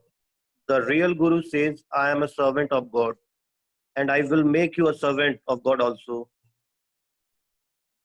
तो ये असली गुरु की पहचान होती है। असली गुरु जो है वो कभी ये नहीं बोलेगा कि मैं भगवान हूँ। एक्चुअली जो ऐसा बोलता है ना कि आई एम गॉड, शिला प्रभुपाद जी बोलते थे जो ऐसा बोलता है I am God, Prabhupada ji बोलते थे he is not God, he is dog, है ना। शिला प्रभुपाद जी बोलते थे जो ये बोलता है कि मैं भगवान हूँ, I am God, he is not God, he is dog. God का उल्टा क्या होता है? गॉड का उल्टा होता है DOG, डॉग। तो जो ये बोलता है कि I am God, he is dog. तो असली गुरु कभी ये नहीं बोलेगा कि आई एम गॉड, पर वो ये बोलेगा कि I am a servant of God. और यही वास्तव में हमारी सबकी स्थिति है। कोई भी जीव, हमने जब साइंस ऑफ सोल पढ़ा था, जर्नी ऑफ सेल्फ डिस्कवरी में साइंस ऑफ सोल पढ़ा था, उसमें हमने डिस्कस किया था कि कोई भी जीव जो है वो भगवान नहीं बन सकता। अगर कोई जीव बोलता है मैं भगवान हूँ, इसका मतलब वो क्या है? He is dog, he can not become God. अगर कोई बोलता है I am servant of God, it means he is right. तो असली गुरु वो कभी ये नहीं बोलेगा कि मैं भगवान। जैसे आजकल बहुत सारे गुरु हैं जो अपने नाम के आगे भगवान लगा लेते हैं, जैसे डैश भगवान, डैश भगवान, तो उसको लोग भगवान की तरह मानने लग जाते हैं। या बहुत सारे गुरु होते हैं जो थोड़ा सा मैजिक दिखाते हैं, और मैजिक दिखाने से क्या होता है कि लोग मान लेते हैं कि वो भगवान है। तो ये भगवान नहीं है। भगवान, असली गुरु कभी ये नहीं बोलेगा कि मैं भगवान हूँ, वो ये बोलेगा मैं भगवान का दास हूँ, भगवान का सेवक हूँ। और वो यही बोलेगा कि मैं आपको भी भगवान का सेवक बना सकता हूँ। वो कभी ये नहीं बोलेगा कि आपको भी मैं भगवान बना दूंगा। जो ऐसा बोलता है कि मैं आपको भगवान बना दूंगा, वो क्या है? He is a dog, he is not God. तो आप टेस्ट कर सकते हैं। अगर कोई भी व्यक्ति आपको मिलता है जो बोलता है मैं भगवान हूँ, तो समझना चाहिए वो भगवान नहीं है, वो क्या है? Dog. Is not a guru, is fool, is cheater, is dog. समझ गए आप? तो ये एक असली लक्षण है। ठीक है, मेरी बातें थोड़ी आपको हैवी लग रही होगी, लेकिन ये सत्य है। सत्य थोड़ा हैवी होता है, तो ये जानना बहुत जरूरी है, वरना लोग चीट करते हैं, है ना, गुरु के नाम पे। अगला अगला कौन पढ़ेगा? ये कौन पढ़ेगा? जी प्रभु जी मैं पढ़ता हूँ। हाँ। If qualified with spiritual knowledge, it is a immaterial what caste or nationality Guru belongs to. It doesn't matter whether Guru is monk or a married man, Brahmana or a Shudra by birth and caste, as long as he is aware of Krishna Tattva, truth about God. We should never think he is, after all, an African Guru and an American Guru, not Indian, or he was, after all, born in a Shudra family. This is offensive. When you employ a civil engineer to construct a house, do you ask him, are you a Brahmin engineer or a Shudra engineer? Or when you go to the doctor, do you ask him, are you a Brahmin doctor? You only see if he is a qualified MBBS or MD. As a Chaitanya Mahaprabhu said, whoever can impart knowledge about Krishna is a spiritual master. His family or material identity doesn't matter. He simply must know the science. तो ये बहुत अच्छा एक point है कि असली गुरु जो होता है उनकी जात पात नहीं देखी जाती, है ना। ये श्लोक मेरे पीछे पीछे बोल सकते हैं आप, ये चैतन्य चरितामृत में आता है। बोलिए, किव विप्र किब न्यासी शूद्र केने नाय। किब विप्र किब न्यासी शूद्र केने नाय। सभी लोग बोलिए, बाकी लोग भी बोलिए, किब विप्र किब न्यासी शूद्र केने नाय। मित्र किब विप्र किब न्यासी शूद्र केने नाय। आप लोगों का आवाज नहीं आ रहा है। कीबा विप्र कीबा न्यासी शूद्र केने नाया कीबा शूद्र शूद्र कीबा नाम है। प्रभु जी भूल जा रहे प्रभु जी। ओके ठीक है, धीरे धीरे करके बोलते हैं। कीबा विप्र हाँ, कीबा मित्र, कीबा विप्र कीबा न्यासी कीबा कीबा न्यासी, न्यासी शूद्र केने नाया त्रिक्रेने नाया यही कृष्ण तत्ववेता यही यही यही कृष्ण कृष्ण तत्ववेता तत्ववेता यही गुरु हय। यही यही गुरु गुरु आया। आया। इसका मतलब क्या है? इस श्लोक का मतलब है, चाहे कोई ब्राह्मण हो, कोई सन्यासी हो, कोई शूद्र हो, इसका ये फर्क नहीं पड़ता, वो किसी भी जाति से हो, किसी भी पाति से हो, वो आध्यात्मिक गुरु कहला सकता है यदि वो कृष्ण के विज्ञान को जानता है। इसका मतलब ये हुआ, यदि कोई भगवान कृष्ण की शिक्षाओं को जानता है और उसके जीवन में लागू कर रहा है, चाहे वो अमेरिका से हो, चाहे ब्रिटेन से हो, चाहे जापान से हो, चाहे शूद्र हो, कोई भी हो, उसको गुरु मानना चाहिए। चाहे चांडाल भी हो, चांडाल का मतलब है जो कुत्ते खाता है। ऐसे भी कुछ लोग होते हैं, अभी भी कुछ लोग हैं ऐसे जो कुत्ते खाते हैं। अगर आप साउथ कोरिया में जाओगे तो वहां पर लोग डॉग्स को खा जाते हैं। तो अगर कोई चांडाल भी है, कोई चांडाल के परिवार में भी जन्मा है, कोई शूद्र भी है, कोई लोअर कास्ट में भी जन्मा है, यदि उसको कृष्ण के बारे में विज्ञान पता है तो उसको गुरु बोल सकते हैं। जैसे यहाँ पर उदाहरण दे रखा है ना, मैं आपको दिखाता हूँ। ये जो फोटो दे रखी है, ये कौन है? रामानंद राय। ये रामानंद राय हैं और ये श्री चैतन्य महाप्रभु हैं। तो श्री चैतन्य महाप्रभु कौन है? मैंने बताया आपको, भगवान श्री कृष्ण भक्त के रूप में आए थे कलयुग में, उनको श्री चैतन्य महाप्रभु बोलते हैं। श्री बंगाल के अंदर प्रकट हुए थे, गौरांग महाप्रभु। और ये जो है, ये मद्रास के गवर्नर थे उस समय, इनका नाम था रामानंद राय, और ये शूद्र परिवार से थे और ग्रस्त थे। तो कई बार प्रश्न पूछा जाता है कि सन्यासी लोग भी गुरु बन सकते हैं क्या? नहीं, कोई शादीशुदा हो वो भी गुरु बन सकता है, कोई सन्यासी वो भी गुरु बन सकता है, कोई पुरुष हो वो भी गुरु बन सकता है, स्त्री हो वो भी गुरु, कोई दिक्कत नहीं। बस उनको कृष्ण के बारे में ज्ञान होना चाहिए। आप समझ गए? गेट तो ओपन कर सकते हैं प्रभु, तो कृष्ण के बारे में ज्ञान पता होना चाहिए। तो ये एक इम्पोर्टेंट चीज है। तो हमको ये नहीं सोचना चाहिए अरे ये गुरु तो जो है लोअर कास्ट से, ये कैसे गुरु बन सकते हैं। कोई भी जो कृष्ण के बारे में ठीक ठीक ज्ञान देता है वो उसको गुरु बोलते हैं। तो एक इम्पोर्टेंट पॉइंट था। अब इसके आगे जो है एक बड़ा इम्पोर्टेंट डिस्कशन है। यस, 3-4 टॉपिक और बचे हैं, उसके बाद ही खत्म हो जाएगा। आज ही इसको हम खत्म कर देंगे। बड़ा सुंदर है। अब ये प्रश्न आता है कई लोगों का कि प्रभु जी हम कौन से संप्रदाय से जुड़े? बहुत सारे संप्रदाय हैं, बहुत सारे जो है पंथ हैं, किन से जुड़ना चाहिए, किन से दीक्षा लेना चाहिए, क्या सारे पंथ सही हैं? तो इसके बारे में है, ठीक है ना। ये मैं थोड़ा पढ़ता हूँ स्टार्टिंग में। 4 अथोराइज संप्रदाय, ठीक है ना। तो ये श्लोक है, मैं पढ़ता हूँ। संप्रदाय विहिन्ना ये मंत्रस्ते निष्फल मतः अतः कलो भविष्यन्ति चत्वार संप्रदायिना श्री ब्रह्म रुद्र सनक वैष्णव क्षिति पावनः चत्वारस्ते कलु भव्या हि उत्कल पुरुषोत्तमात् रामानुजं श्री श्रीचक्रे मध्वाचार्यं चतुर्मुखा श्री विष्णु स्वामिन रुद्रो निम्बादित्य चतुसनः। तो ये श्लोक है जो कि पद्म पुराण से है। ये जैसे ये पद्म पुराण से श्लोक है, जो प्रमेय रत्नावली नाम से एक पुस्तक है, बलदेव विद्याभूषण जी ने लिखा है, बहुत बड़े आचार्य हुए हैं, उनके पुस्तक से ये श्लोक लिया गया है। इस श्लोक में बताया गया है कि जैसे हमको इसका, जैसे ये मैं बता रहा था कि आपको अगर इंजीनियरिंग सीखना है तो हम लोग इंजीनियरिंग सीखने के लिए कहाँ जाना चाहेंगे? सबसे बेस्ट है मैसाचुसेट्स या IISc, उसके बाद IIT, फिर NIT। या आपको मेडिकल की शिक्षा लेना है तो सबसे बेस्ट माना जाता है एम्स, है ना। हो सकता है मैं गलत भी हूँ, मुझे ज्यादा पता नहीं है, तो आप समझाने के लिए आपको बता रहा हूँ। एम्स हो गया, रीजनल इंजीनियरिंग मेडिकल कॉलेज हो गए, है ना।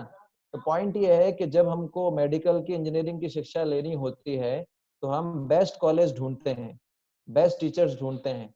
हम चेक करते हैं कॉलेज में एडमिशन लेने से पहले कि वो ऑथोराइज्ड है कि नहीं, वो NBA के द्वारा एक्रेडिटेड है कि नहीं, फिर तो हम उसमें एडमिशन लेते हैं। उसी प्रकार से भक्ति का जो ज्ञान है इसके भी कुछ कॉलेजेस हैं, और वो कॉलेजेस जो हैं वो भगवान श्री कृष्ण ने ही स्थापित किए हैं। तो भक्ति का जो ज्ञान था, ये जो स्पिरिचुअल नॉलेज है, गीता का ज्ञान, ये भगवान ने 4 पर्सनैलिटीज को पास किया था। पहले हैं लक्ष्मी जी, दूसरे हैं ब्रह्मा जी, तीसरे हैं शिव जी, और चौथे हैं 4 कुमार। तो ये लक्ष्मी जी भगवान की पत्नी है, ब्रह्मा जी भगवान के पुत्र हैं, शिव जी जो है वो भगवान के बहुत बड़े भक्त हैं, और ये 4 कुमार ब्रह्मा जी के पुत्र हैं। तो इन चारों को भगवान ने स्पिरिचुअल नॉलेज दिया, ये ज्ञान दिया भक्ति का, और इन चारों ने अपने अपने स्कूल शुरू किए। तो जो लक्ष्मी जी ने जो स्कूल शुरू किया उसके प्रिंसिपल थे रामानुजाचार्य, ब्रह्मा जी ने जो स्कूल शुरू किया उसके प्रिंसिपल थे मध्वाचार्य, शिव जी ने जो स्कूल शुरू किया उसके प्रिंसिपल थे विष्णु स्वामी, और 4 कुमार ने जो स्कूल शुरू किया उसके प्रिंसिपल थे निम्बार्का स्वामी। तो ये जो लक्ष्मी जी का स्कूल है इसको बोलते हैं श्री संप्रदाय। जैसे आप साउथ के अंदर जाएंगे तो जैसे तिरुपति बालाजी है, या और भी बहुत सारे जो है विष्णु मंदिर हैं, वो श्री संप्रदाय वालों का तिलक होता है, ऐसा होता है व्हाइट, बीच में लाल लाइन, तो श्री संप्रदाय। तो वो भी प्रामाणिक है, उनसे भी आप आध्यात्मिक ज्ञान ले सकते हैं, उनसे दीक्षा ले सकते हैं, कोई दिक्कत नहीं। और जो है उसके बाद है ब्रह्मा जी का जो स्कूल है उसको बोलते हैं ब्रह्म मध्व संप्रदाय, ब्रह्म मध्व संप्रदाय, है ना। तो इसके अंदर भी अगर आप भक्ति का ज्ञान लेते हैं तो प्रामाणिक है, आपको ऑथोराइज डिग्री मिलेगा। जैसे आप IIT से डिग्री लेते हैं उसका ज्यादा वैल्यू है, उसी प्रकार ब्रह्मा जी के संप्रदाय, ब्रह्मा जी के स्कूल में आप शिक्षा लेंगे, उस स्कूल का नाम है ब्रह्म मध्व गौड़ीय, ब्रह्म मध्व संप्रदाय। और इसी संप्रदाय के अंदर बाद में चैतन्य महाप्रभु आए, जो कि स्वयं श्री कृष्ण है, भक्त के रूप में आए, और उन्होंने जो है दिया इसी ब्रह्म मध्व संप्रदाय में। इसलिए हमारा जो इस्कॉन है वो इसी संप्रदाय में आता है, ब्रह्म मध्व। लेकिन वो इस संप्रदाय में आने के बाद भी इन चारों संप्रदाय की बेस्ट चीज को अपने अंदर ले लेता है। इसलिए हमारा जो इस्कॉन जिस संप्रदाय में, आप पूछोगे प्रभु जी हम इस्कॉन की टीचिंग को क्यों फॉलो करें, क्योंकि इस्कॉन जो है वो ब्रह्म मध्व संप्रदाय के अंदर आता है, और इस्कॉन चैतन्य महाप्रभु ने इस संप्रदाय में आके दीक्षा लिया, इसलिए इसका नाम है ब्रह्म मध्व गौड़ीय संप्रदाय। इसलिए हमारा इस्कॉन जो है वो इस स्कूल के अंदर आता है, ब्रह्म मध्व वाले के अंदर। और शिव जी का जो स्कूल है उसको रुद्र संप्रदाय बोलते हैं। अगर आप जाएंगे, नाथ द्वारा मंदिर है, वो रुद्र संप्रदाय के अंदर आता है, उदयपुर में श्रीनाथ जी। और 4 कुमार ये निम्बार्का स्वामी जो संप्रदाय। यदि अब इन चारों में से किसी स्कूल से भी दीक्षा लेंगे, किसी स्कूल से भी शिक्षा लेंगे तो डेट्स राइट, नो प्रॉब्लम। अगर कोई किसी स्कूल में एडमिशन नहीं लेता और खुद ही पढ़ के सीखना चाहता है तो उसकी डिग्री का कोई फायदा नहीं होगा। इसलिए बोला गया है unless one is initiated by bona fide spiritual master in the disciplic succession the mantra he might have revived is without any effect। तो कई बार ये प्रश्न उठता है, क्या दीक्षा लेना जरूरी होता है क्या प्रभु जी, दीक्षा लेने के बिना काम नहीं चलेगा? यस, दीक्षा लेना प्रामाणिक संप्रदाय से लेना जरूरी है, प्रामाणिक संप्रदाय से दीक्षा और शिक्षा लेना जरूरी है।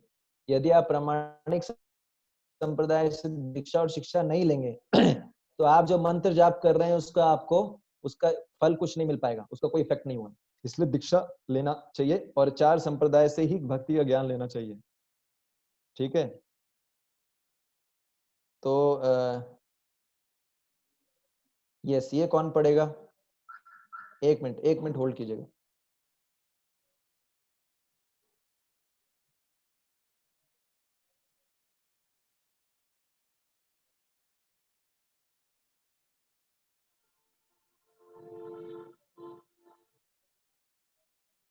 अब प्रश्न उठ सकता है कि मैं अपने आप को कैसे जो है नकली गुरु से कैसे बचाऊं?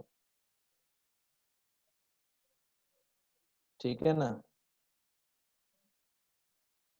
अपने आप को नकली गुरु से कैसे बचाऊं? अच्छा, एक बहुत अच्छा श्लोक है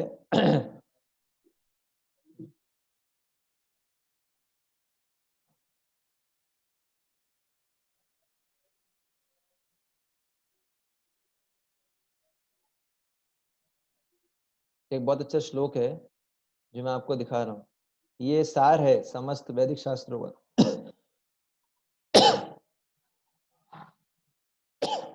मेरे पीछे पीछे बोल सकते हैं आप। यस्य देवे परा भक्तेर यस्य देवे पराभक्ते यथा देवे तथा गुरौ यथा देवे तथा गुरु तस्य च कथिता हि अर्थ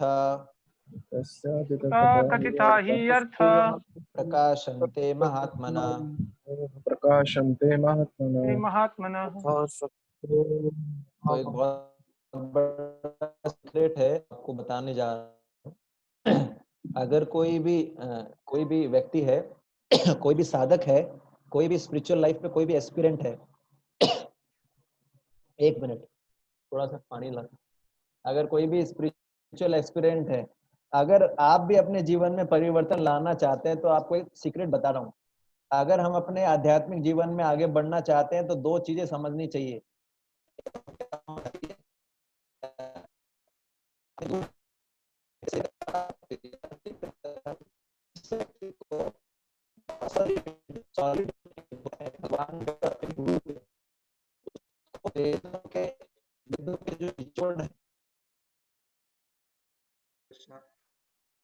एक बार फिर से ज्वाइन करूंगा क्योंकि आवाज नहीं आ रहा हूँ। I will rejoin again. Hare Hare Hare Ram Ram Ram Hare Hare. तो ये बीच में डिस्कनेक्ट हो गया था, थोड़ा प्रॉब्लम था। तो आई वाज सेइंग कि मैं क्या बता रहा था। तो ये एक सीक्रेट है, जिसको अपने गुरु और जिसको भगवान की बातों पर अटूट श्रद्धा होता है, उसको अपने आप ही शास्त्रों का ज्ञान रिवील होता है।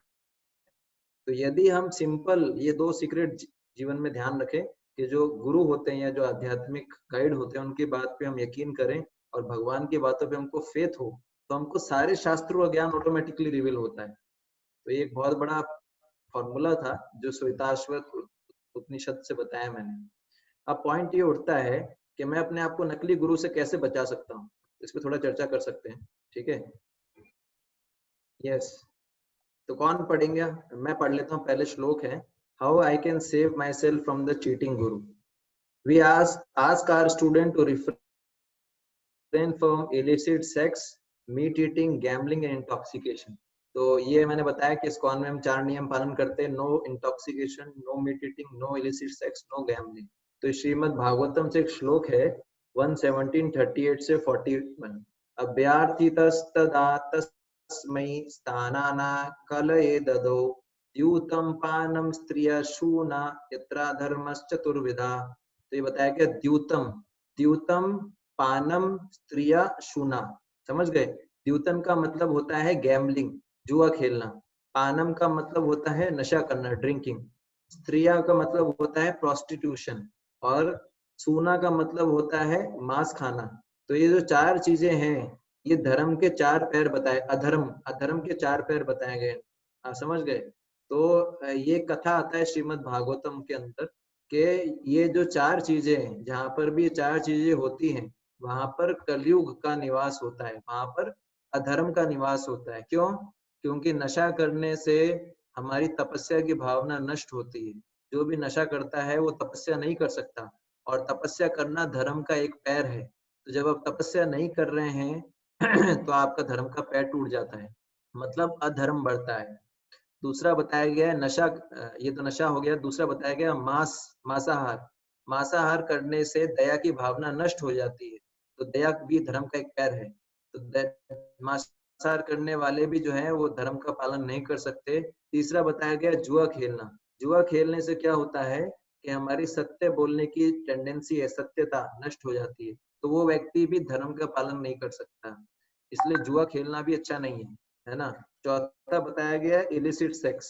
इलिसिट सेक्स करने से व्यक्ति के सारे सद्गुण नष्ट हो जाते हैं, ठीक है ना, और वो जो होता है उसकी पवित्रता नष्ट हो जाती है। इसलिए जो है ये भी धर्म का एक पैर है, पवित्र सुचिता। तो जो इन 4 चीजों को बताता है, 4 चीजों यहाँ इन 4 जगह पे कलयुग का निवास होता है। तो इसलिए जो नकली गुरु होगा वो इन 4 चीजों में इन्वॉल्व होगा, आपको देखना पड़ेगा। अगर कोई नकली गुरु है तो वो इन 4 चीजों में जरूर इन्वॉल्व होगा। तो यहाँ पर जब ये तो बताया गया है, तो therefore whosoever desires progressive well-being, especially kings, religious, जो भी प्रोग्रेस चाहता है ना, अपने जीवन में आगे बढ़ना चाहता है, स्पेशली किंग्स, राजा, जो लीडर्स हैं हमारी सोसाइटी के, रिलीजियनिस्ट, धर्म गुरु, पब्लिक लीडर्स, ब्राह्मण सन्यासी should never come in contact with the four mentioned religious principle. तो अगर कोई गुरु है, अगर नकली गुरु है तो वो ये चार चीजें जरूर कर रहा होगा। आप समझ गए? तो नकली गुरु को पहचानने का तरीका क्या है? वो इन चार चीजों में इन्वॉल्व हुआ, आप चेक कीजिए। ठीक है, तो ये है। फिर है genuine guru is a postal peon of the Supreme Lord. कौन पढ़ेगा ये? Who will read? प्रभु जी मैं पढ़ता हूँ। पढ़िए। Genuine Guru is a postal peon of the Supreme Lord. We do not interpret the words of Krishna by saying, in my opinion, the battlefield of Kurukshetra represents the human body. Such interpretations are speculated by false gurus. The bona fide guru will simply present what the Supreme Guru. God says in bona fide scriptures, a guru cannot change the message of the disciplic succession. In the Bhagavad Gita, Sri Krishna says, Ivam parampara prapta imam rajarsayo vidu shakaleni hameta yogo nashta parantapa. This supreme science was thus received through the chain of disciplic succession, and the saintly kings understood it in that way, but in course of time the succession was broken. Yes, तो यहाँ पर बताया है, ये बहुत important चीज है कि असली गुरु होगा उसको कंपेयर किया गया है पोस्टल पियोन। जैसे कोई पियोन होता है या कोई पोस्टमैन, जो उसको क्या बोलते हैं, पोस्टमैन। तो पोस्टमैन क्या करता है, लेटर लेके जाता है पोस्ट ऑफिस से, उस लेटर में कुछ भी हो सकता है, तो वो उसको उससे उसको कोई फर्क नहीं पड़ता है। वो क्या करेगा, वो लेटर लेके जाएगा और लेटर लेके डिलीवर कर देगा किसको, जिसको वो लेटर देना है। उसी प्रकार से जो वास्तव में गुरु होगा वो केवल भगवान के शब्दों को दोहराता है, अपने कोई विचार नहीं डालेगा, ना तो उसमें ऐड करेगा ना सब्ट्रैक्ट करेगा, एज इट इज बता देगा। और वो क्या है, गुरु परंपरा में होगा। मतलब ये चार मैंने आपको संप्रदाय बताए, चार स्कूल, इसी में से किसी एक स्कूल में होगा। तो एक श्लोक है गीता का, एवं परंपरा प्राप्तम इमं राजऋषयो विदुः सह काले न महता योगो नष्ट परं तपः। भगवान बोलते हैं ये ज्ञान जो है गीता का, मैंने क्या किया था, परंपरा में दिए गीता का ज्ञान आया है, लेकिन समय के काल के क्रम में ये परंपरा नष्ट हो गई। तो जब भगवान ने अर्जुन को गीता का ज्ञान दिया था तो पहले भी गीता का ज्ञान दिया जा चुका है सूर्य के देवता विवस्वान को। अभी जो सूर्य देव है उनका नाम है विवस्वान। तो 12 करोड़ साल पहले ये ज्ञान सूर्य देवता को दिया था भगवान ने, और उसके बाद अर्जुन को भी ये ज्ञान दिया। क्यों? क्योंकि ये परंपरा में ज्ञान दिया जाता है, गीता का ज्ञान परंपरा में दिया जाता है, पर वो परंपरा टूट गई थी, इसलिए भगवान ने अर्जुन को फिर से चुना गुरु बनने के लिए। ठीक है ना? तो अब जो है अब ये पढ़ेंगे, who should not go to the guru. गुरु किसको गुरु के पास नहीं जाना चाहिए और किसको गुरु के पास जाना चाहिए और कैसे अप्रोच करना चाहिए। कौन पढ़ेंगे? मुझे पढ़ूं मैं ही। और कोई नहीं पढ़ना चाहेंगे? हरे कृष्णा। ठीक है, आप ही पढ़िए। Taking on a guru is not simply a fashion. One who is serious about understanding spiritual life requires a guru. A guru is a question of necessity, for one must be very serious to understand spiritual life, God, proper action, and one's relationship with God. Surrender must be there, for without surrender we cannot learn anything. If we go to a guru simply to challenge him, we will learn nothing. We must accept the guru just as Arjuna did. कार्पण्य दोषो ऐसे ही बोलिए, मेरे साथ साथ बोलिए। कार्पण्य दोषो उपहता स्वभाव। बोलिए। कार्पण्य दोषो उपहत स्वभाव पृच्छामि त्वां धर्मसमूढचेतः पृच्छामि त्वं धर्मसमुद्धचेतः यस्यां निश्चितं पृच्छामि त्वां धर्म सम्मूढचेतः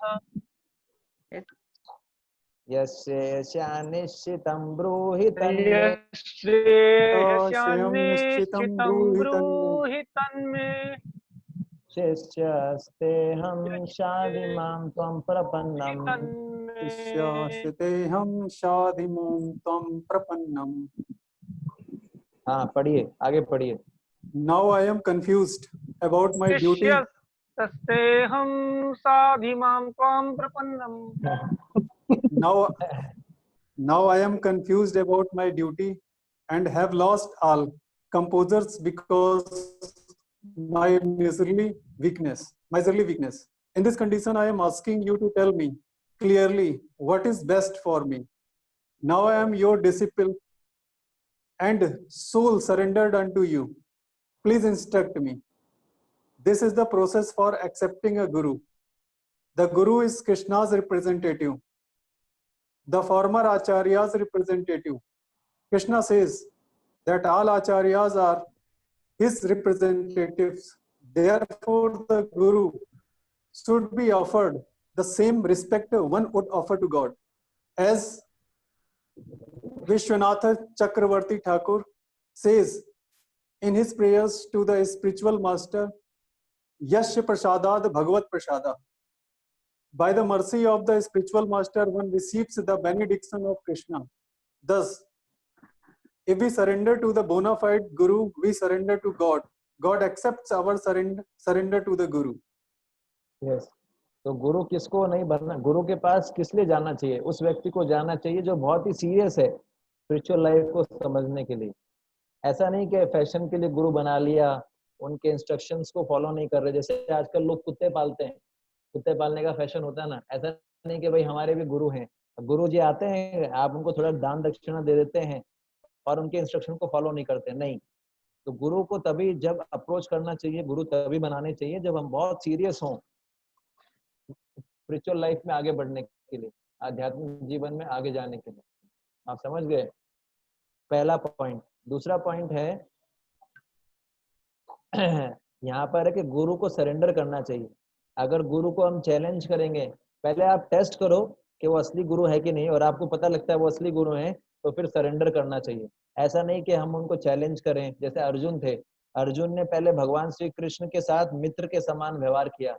अर्जुन उनको गुरु के रूप में एक्सेप्ट नहीं कर रहे थे, अपना ही दिमाग लगा रहे थे तो अपनी प्रॉब्लम्स को सॉल्व करने के लिए। लेकिन जितना अर्जुन दिमाग लगा रहे थे उतना फंसते जा रहे थे। अल्टीमेटली अर्जुन को भगवान कृष्ण को गुरु के रूप में स्वीकार करना पड़ा, उनके पास कोई चारा नहीं बचा। तो अर्जुन कैसे स्वीकार कर रहे हैं भगवान को? कार्पण्य दोषोपहता स्वभाव पृच्छामि त्वां धर्म समूढ़ चेता यस्याम निश्चितम ब्रूहि तन्मे शिष्यस्ते हम शादी माम त्वं प्रपन्नम।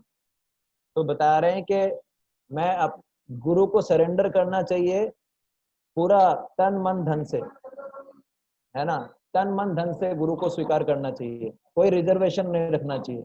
एक बार गुरु बनाया तो पूरा सरेंडर कर देना चाहिए, है ना। ये है, क्योंकि गुरु जो होते हैं भगवान के प्रतिनिधि होते हैं और गुरु की कृपा से भगवान की कृपा मिलती है। इसमें उदाहरण आता है, बहुत सुंदर उदाहरण है, हम लोग गाते भी हैं। संसार दावानल लीडलोका त्राणाय कारुण्य घना घनात्वम प्राप्तस्य कल्याण गुणार्णवस्य वंदे गुरु श्री चरणारविंदम। ऐसे बोलते हैं कि समुद्र जो है, भगवान श्री कृष्ण को कृपा का समुद्र बोला गया, लेकिन समुद्र का जल रेगिस्तान में नहीं जा सकता है। रेगिस्तान में केवल बादल जा सकता है, बादल सभी जगह जा सकता है। तो गुरु को बादल के समान बताया गया है, भगवान कृष्ण को कृपा का सागर बताया गया है। तो गुरु भगवान कृष्ण की कृपा को सब जगह बांटते हैं, इसलिए गुरु के थ्रू भगवान की कृपा मिलती है। इसलिए ऐसे बोलते हैं ना, गुरु गोविंद दोनों खड़े काके लागे पाए। बताते हैं कि गुरु की महिमा भगवान की महिमा से ज्यादा है भगवान की कृपा के कारण। क्यों? क्योंकि भगवान से मिलाते हैं असली गुरु। और लेकिन आध्यात्मिक जीवन में श्रील प्रभुपाद जी बोलते हैं गुरु और भगवान ये दो पटरियां हैं। गुरु खुद भगवान नहीं है, लेकिन भगवान की सेवा करते हैं, भगवान के बहुत प्रिय जन हैं, तो भगवान से हमको जोड़ते हैं, मिडिल मैन है, तो उनको भगवान प्रेम करते हैं। इसलिए गुरु खुद भगवान नहीं है, गुरु हमको भगवान से जोड़ते हैं, तो उनका बहुत बड़ा रोल होता है। इसलिए जो है गुरु की भक्ति करके, गुरु को सेवा करके हम भगवान को प्रसन्न कर सकते हैं। और सबसे लास्ट में है चेक एंड बैलेंस सिस्टम। कैसे हम जो है चेक करें कि असली गुरु है नकली गुरु है, तो ये बताया गया check and balance system through guru sadhu शास्त्र। तो वैदिक सिस्टम में बताया गया कोई भी चीज, जैसे जीपीएस होता है, हमको किसी डायरेक्शन में जाना है तो हमारे पास जीपीएस होता है, ग्लोबल पोजिशनिंग सिस्टम, हम रास्ता पता लगा लेते हैं। उसी प्रकार से आध्यात्मिक लाइफ में हमारे पास होता है जीएसएस। जीएसएस का मतलब है गुरु साधु शास्त्र। हम गुरु कोई भी चीज बोलेंगे तो वो जो बोलेंगे वो आपको शास्त्रों में मिल जाएगा, कुछ भी इंडिपेंडेंट नहीं बोलेंगे। और गुरु जो बोलेंगे वही चीज बाकी सारे आचार्य, बाकी जो बड़े बड़े भक्त हुए हैं, वो भी उन्होंने भी वही चीज बोली होगी। इनमें कोई डाउट नहीं होगा, इनमें कोई मतभेद नहीं होगा। तो अगर इनमें कोई मतभेद नहीं है, इसका मतलब वो प्रामाणिक गुरु हैं। तो हम ऐसे चेक कर सकते हैं, अगर गुरु कुछ बोलते हैं, क्या वो साधु भी वही बोल रहे हैं, शास्त्र भी बोल। साधु का मतलब जो गुरु से पहले जो आचार्य हुए हैं वो, और जो प्रेजेंट में गुरु के बराबर के लेवल पे जो भक्त हैं वो, क्या वो जो बोल रहे हैं, वो जो गुरु बोल रहे हैं, क्या वो सेम है या अलग अलग है। उसमें उदाहरण बताते हैं, अगर गुरु कुछ अलग बोलता है, अगर गुरु कुछ अलग बोलता है तो क्या करना चाहिए, उसको गुरु कुछ गलत शिक्षा देता है तो उसको त्याग देना चाहिए। तो इधर बहुत अच्छा उदाहरण आता है बलि महाराज का। तो ये जब भगवान विष्णु वामन देव के रूप में आए, तो ये शुक्राचार्य जी हैं, ये असुरों के गुरु थे। तो वामन देव जो थे, ये जो असुरों के गुरु थे, ये बलि महाराज थे, ये भी असुर थे। वामन देव ने 3 पग भूमि मांगा बलि महाराज से, तो बलि महाराज ने उनको दे दिया। जब उनको प्रॉमिस करने वाले थे तो शुक्राचार्य जी को बड़ा डर लगा कि अगर ये सब कुछ वामन देव को दे देंगे तो फिर क्या होगा कि मेरे को अपना सैलरी कैसे मिलेगा। तो ऐसे भी गुरु होते हैं जो अपने मेंटेनेंस के बारे में ही सोचते रहते हैं। तो उन्होंने बोला ये शुक्राचार्य जी ने कि आप भगवान विष्णु को सरेंडर मत करो। तो जब आप सोचो, एक तरफ ऐसा भी हो सकता है कि कोई गुरु अगर आपको ऐसा बोलते हैं कि भगवान को सरेंडर मत करो, तो उनको त्याग देना चाहिए। तो यहाँ पर बलि महाराज ने अपने गुरु का त्याग कर दिया था। साधारण स्थिति में गुरु जो बोलता है उसको पालन करना चाहिए, उसको हम जो है छोड़ नहीं हम उसको जो है नकार नहीं सकते। एक बार गुरु बना लिया तो उनकी बात को कभी नकारना नहीं चाहिए। लेकिन अगर गुरु आपको गलत शिक्षा देता है जो कि साधु शास्त्र के साथ में नहीं मिलती, तो उनको त्याग देना चाहिए। तो ये बहुत अच्छा डायलॉग है, कौन पढ़ेंगे? पढ़ूं प्रभु जी? हाँ, जोर से। यस प्रभु जी। ये प्रभु जी स्क्रीन में दिख नहीं रहा, 1 minute. Does surrendering to Guru mean one will have to leave his far? प्रभु जी ज्यादा जूम हो गया। ज्यादा जूम हो गया जी। हाँ जी, यस प्रभु जी दिख रहा है। Does surrendering to Guru mean one will have to leave his family? Reporter, does surrender mean that someone would have to leave his family? Srila Prabhupada, no. Reporter, but suppose I were to become an initiate, wouldn't I have to come and live in the temple? Srila Prabhupada, not necessarily. Reporter, I can stay at home. Srila Prabhupada, oh yes. Reporter, what about work? About I have to give up my job? Srila Prabhupada, no. You would simply have to give up your bad habits and chant the Hare Krishna mantra on beats, that's all. Reporter, would I have to give any financial support? Srila Prabhupada, no. That is your voluntary wish. If you give, that's all right. And if you don't, we don't. Prabhu ji dikh nahi raha. We don't depend on anyone's financial We contribution. don't depend on anyone's financial contribution. We depend on Krishna. Reporter, I wouldn't have to give any money at all. Srila Prabhupada, no. Reporter, is this one of the main things that distinguishes the genuine guru from the fake guru. Srila Prabhupada. Yes, a genuine guru is not a businessman. He is a representative of God. Whatever God says, the guru repeats. He does not speak otherwise. तो यहाँ पर ये बताया है, एक reporter पूछ रहा है अगर मेरे को भी जुड़ना हो, गुरु बनना, मतलब मुझे भी सरेंडर करना हो, सरेंडर का मतलब क्या, घर बार छोड़ना पड़ेगा? प्रभुपाद जी बोल रहे हैं नहीं छोड़ना। अगर मेरे को इस्कॉन में दीक्षा लेना है तो क्या मुझे मंदिर में रहना पड़ेगा? प्रभुपाद जी ने बोला जरूरी नहीं है, आप घर पे भी रह सकते हैं। तो क्या मुझे काम काज छोड़ना होगा? प्रभुपाद जी ने बोला नहीं, काम काज करते रहो, है ना, और अब बस केवल बुरी आदतें छोड़नी और हरे कृष्ण महामंत्र का जप करना है। फिर उन्होंने पूछा क्या मुझे कुछ दान वगैरह भी देना पड़ेगा? प्रभुपाद जी ने बोला जरूरी नहीं है, अगर आप दे सकते हो तो बहुत अच्छा है, नहीं दे सकते हो तो कोई प्रॉब्लम नहीं, क्योंकि हम किसी पे डिपेंडेंट नहीं है, हम कृष्ण पे डिपेंडेंट। तो फिर उन्होंने पूछा कि यही चीज एक असली गुरु को नकली गुरु से अलग करती है? तो श्रीला प्रभुपाद जी बोल रहे हैं हाँ, असली गुरु होता है वो बिजनेसमैन नहीं होता है, वो भगवान का प्रतिनिधि होता है और जैसा भगवान बताते हैं उसी को रिपीट करता है और कुछ नहीं बोलता। तो यहाँ पर हमारा सेशन खत्म होता है। हरे कृष्णा। आपका किसी का कोई प्रश्न है तो आप पूछ सकते हैं। ये हमारा सेशन पूरा हुआ। किसी का कोई प्रश्न है? प्रभु जी एक प्रश्न है मेरा। हेलो हेलो प्रभु प्रभु जी हरे कृष्णा, दंडवत प्रणाम। दंडवत प्रणाम। प्रभु जी अभी आपका मैंने सुना अभी ये पूरा, तो उस पे एक चीज मैंने सुनी कि जैसे मतलब जो अथराइज्ड ये यूनिवर्सिटीज हैं, तो इसमें मतलब हमें डिसाइपल होना must compulsory, otherwise we can't get any spiritual knowledge. उसका अल्टीमेट लाभ नहीं मिलेगा। ओके।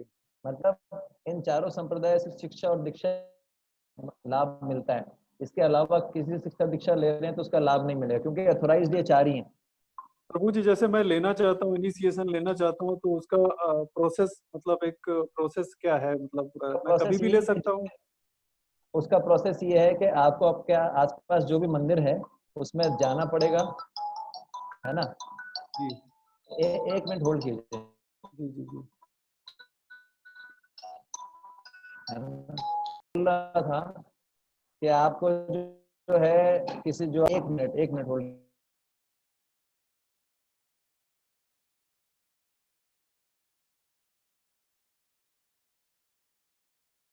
तो जो भी आपके आसपास इस्कॉन का मंदिर है उससे आप जुड़िए। 4 नियम कम से कम 1 साल मिनिमम पालन करना पड़ता है। 16 माला कम से कम 1 साल जब करना पड़ता है, और कोई प्रैक्टिकल सेवा करना पड़ता है किसी मंदिर से जुड़ के। तो जो भी उस मंदिर के अध्यक्ष होंगे या आप उनके संपर्क में रहेंगे 1 साल 1.5 साल, फिर वो जो है आपका देख के आपको रिकमेंड करेंगे दीक्षा के लिए। ऐसा सिस्टम होता है। जी प्रभु जी। बाकी अभी ये जो पूरा मतलब कन्वर्सेशन था between reporter and Prabhupada ji, actually अभी तो 5 मिनट लगेगा क्लास, तो आप उनको बता दीजिए। नहीं, वो 2-3 मिनट में स्टार्ट करना। हाँ यस प्रभु, क्या बोल रहे हैं? हाँ कह रहे बाकी का जो अभी ये प्रभुपाद जी का और रिपोर्टर का जो डिस्कशन है, बाकी वो उस तरह से मैं फॉलो करना है। हाँ, मतलब जरूरी नहीं कि आपको ब्रह्मचारी बनना है, मंदिर में रहना है। जहाँ रहते हैं वहां रह सकते हैं। गृहस्थ लोग रहते हैं, दीक्षा लेते हैं। 4 नियम पालन करना है, 16 माला जाप करना है, कुछ प्रैक्टिकल सेवा करना है मंदिर में, बस। बहुत टफ नहीं। प्रभु जी ये 16 माला का क्या मतलब बेंचमार्क सेट है ऐसा कि 16 माला हम दिन में जितनी भी सांस लेते हैं, लगभग 25,000 के आसपास सांस होती है। 25,000 27,000, तो हर सांस पे भगवान का एक नाम आ जाता है जी। इतना नाम तो लेना ही चाहिए। 16 मिनिमम है, मैक्सिमम नहीं है। और कोई प्रश्न है किसी का? हरे कृष्णा प्रभु जी। हरे कृष्णा प्रभु जी। प्रभु जी अगर बिना माला ऐसे नाम ले कभी भी तो कोई दिक्कत है क्या? माला पे लेना ज्यादा अच्छा है। ऐसा कारण क्या है? माला से हमारी स्पर्श इंद्रियां भी भगवान के जाप में लगती है, हमारा मन कम भटकता है। और दूसरा क्या है, ये इससे थोड़ा ज्यादा बेनिफिट मिलता है। बाकी जरूरी नहीं कि माला पे नाम जप किया जाए, पर माला पे नाम जप करने का एक्स्ट्रा बेनिफिट है कि हमारा मन कम भटकता है, क्योंकि हमारी एक इंद्री जो है, स्पर्श इंद्री, वो भगवान की सेवा में लगती है।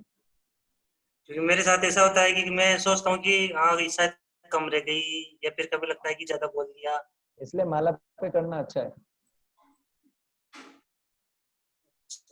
और एक प्रश्न ये था प्रभु जी, जैसे ये अभी जैसे कोई सुसाइड करता है हाँ तो उसका मतलब अपन क्या समझे कि इसका आखिरी टाइम आ गया था इसलिए इसने सुसाइड कर लिया, नहीं नहीं नहीं, आखिरी या टाइम फिर नहीं है वो।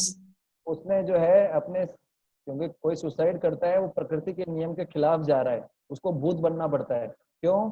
क्योंकि उसको एक पर्टिकुलर शरीर मिला था, उस शरीर के हिसाब से उसको पर्टिकुलर स्वभाव मिला था, उसके हिसाब से उसको कुछ दुख भोगना था अपने कर्मों के हिसाब से, या तो मानसिक या शारीरिक। लेकिन वो उस दुख से बचने के लिए सुसाइड कर लेता है, तो उसको फिर प्रकृति दूसरा शरीर नहीं देती, उसको प्रकृति दूसरा शरीर नहीं देती। आप समझ गए? प्रकृति उसको दूसरा शरीर नहीं देती है, तो उसको या बिना फिर शरीर के भटकना पड़ता है।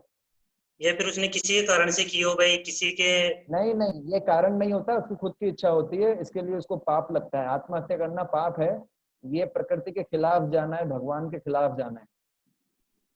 और कभी कभी ऐसा भी सुनते हैं कि कोई, जैसे कोई औरत मरती है तो अपने बच्चों को साथ भी लेके मर जाती है, खुद भी कुएं में कूद गई, वो औरत भी कुएं तो में कूद गई। उसका उसका उसका फल उसको मिलता है। एक्चुअली ये बहुत जटिल विषय है, पर ये मान लीजिए आत्महत्या करना जो है पाप है, तो नहीं उसमें करना चाहिए। मतलब उसका, ये अपन ये नहीं समझ सकते कि हाँ इसका टाइम आ गया, बस ये समझ सकते हैं कि हाँ उसने खुद की मर्जी से की है। हाँ, आत्महत्या खुद की मर्जी से किया जाता है। जी प्रभु जी। और कोई प्रश्न?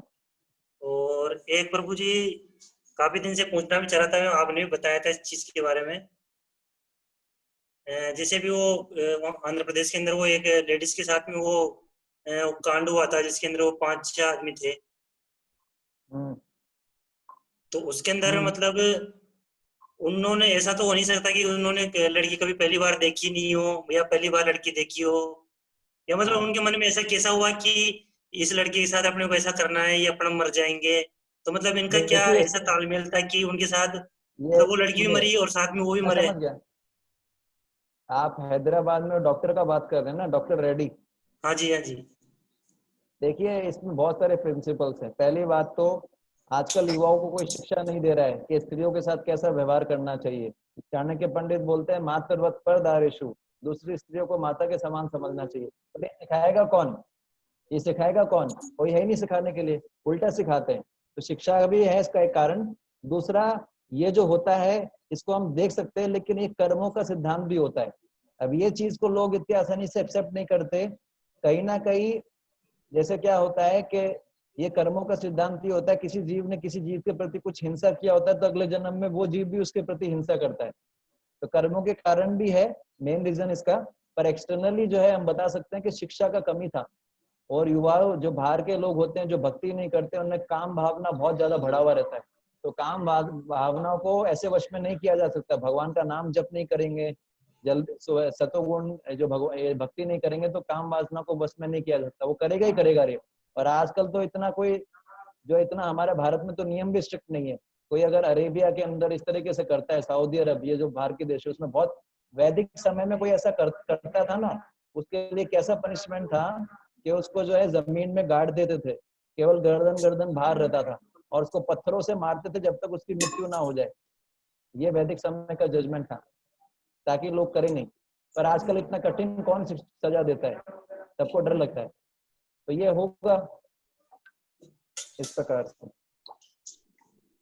ठीक है। हाँ, तो इसमें अपन दो चीज मान सकते हैं कि हाँ, एक तो उनके पुराने कर्म भी, पुराने कर्मों यस की वजह यस से। यस। जी प्रभु जी, हरे कृष्णा। हरे कृष्ण। तो आप लोगों से रिक्वेस्ट है, आप अगली बार आए तो इसके क्वेश्चंस को सॉल्व करके आए। इस चैप्टर को बुकलेट दे दिया गया है हिंदी वाला, और अगली बार हम मिलेंगे संडे को।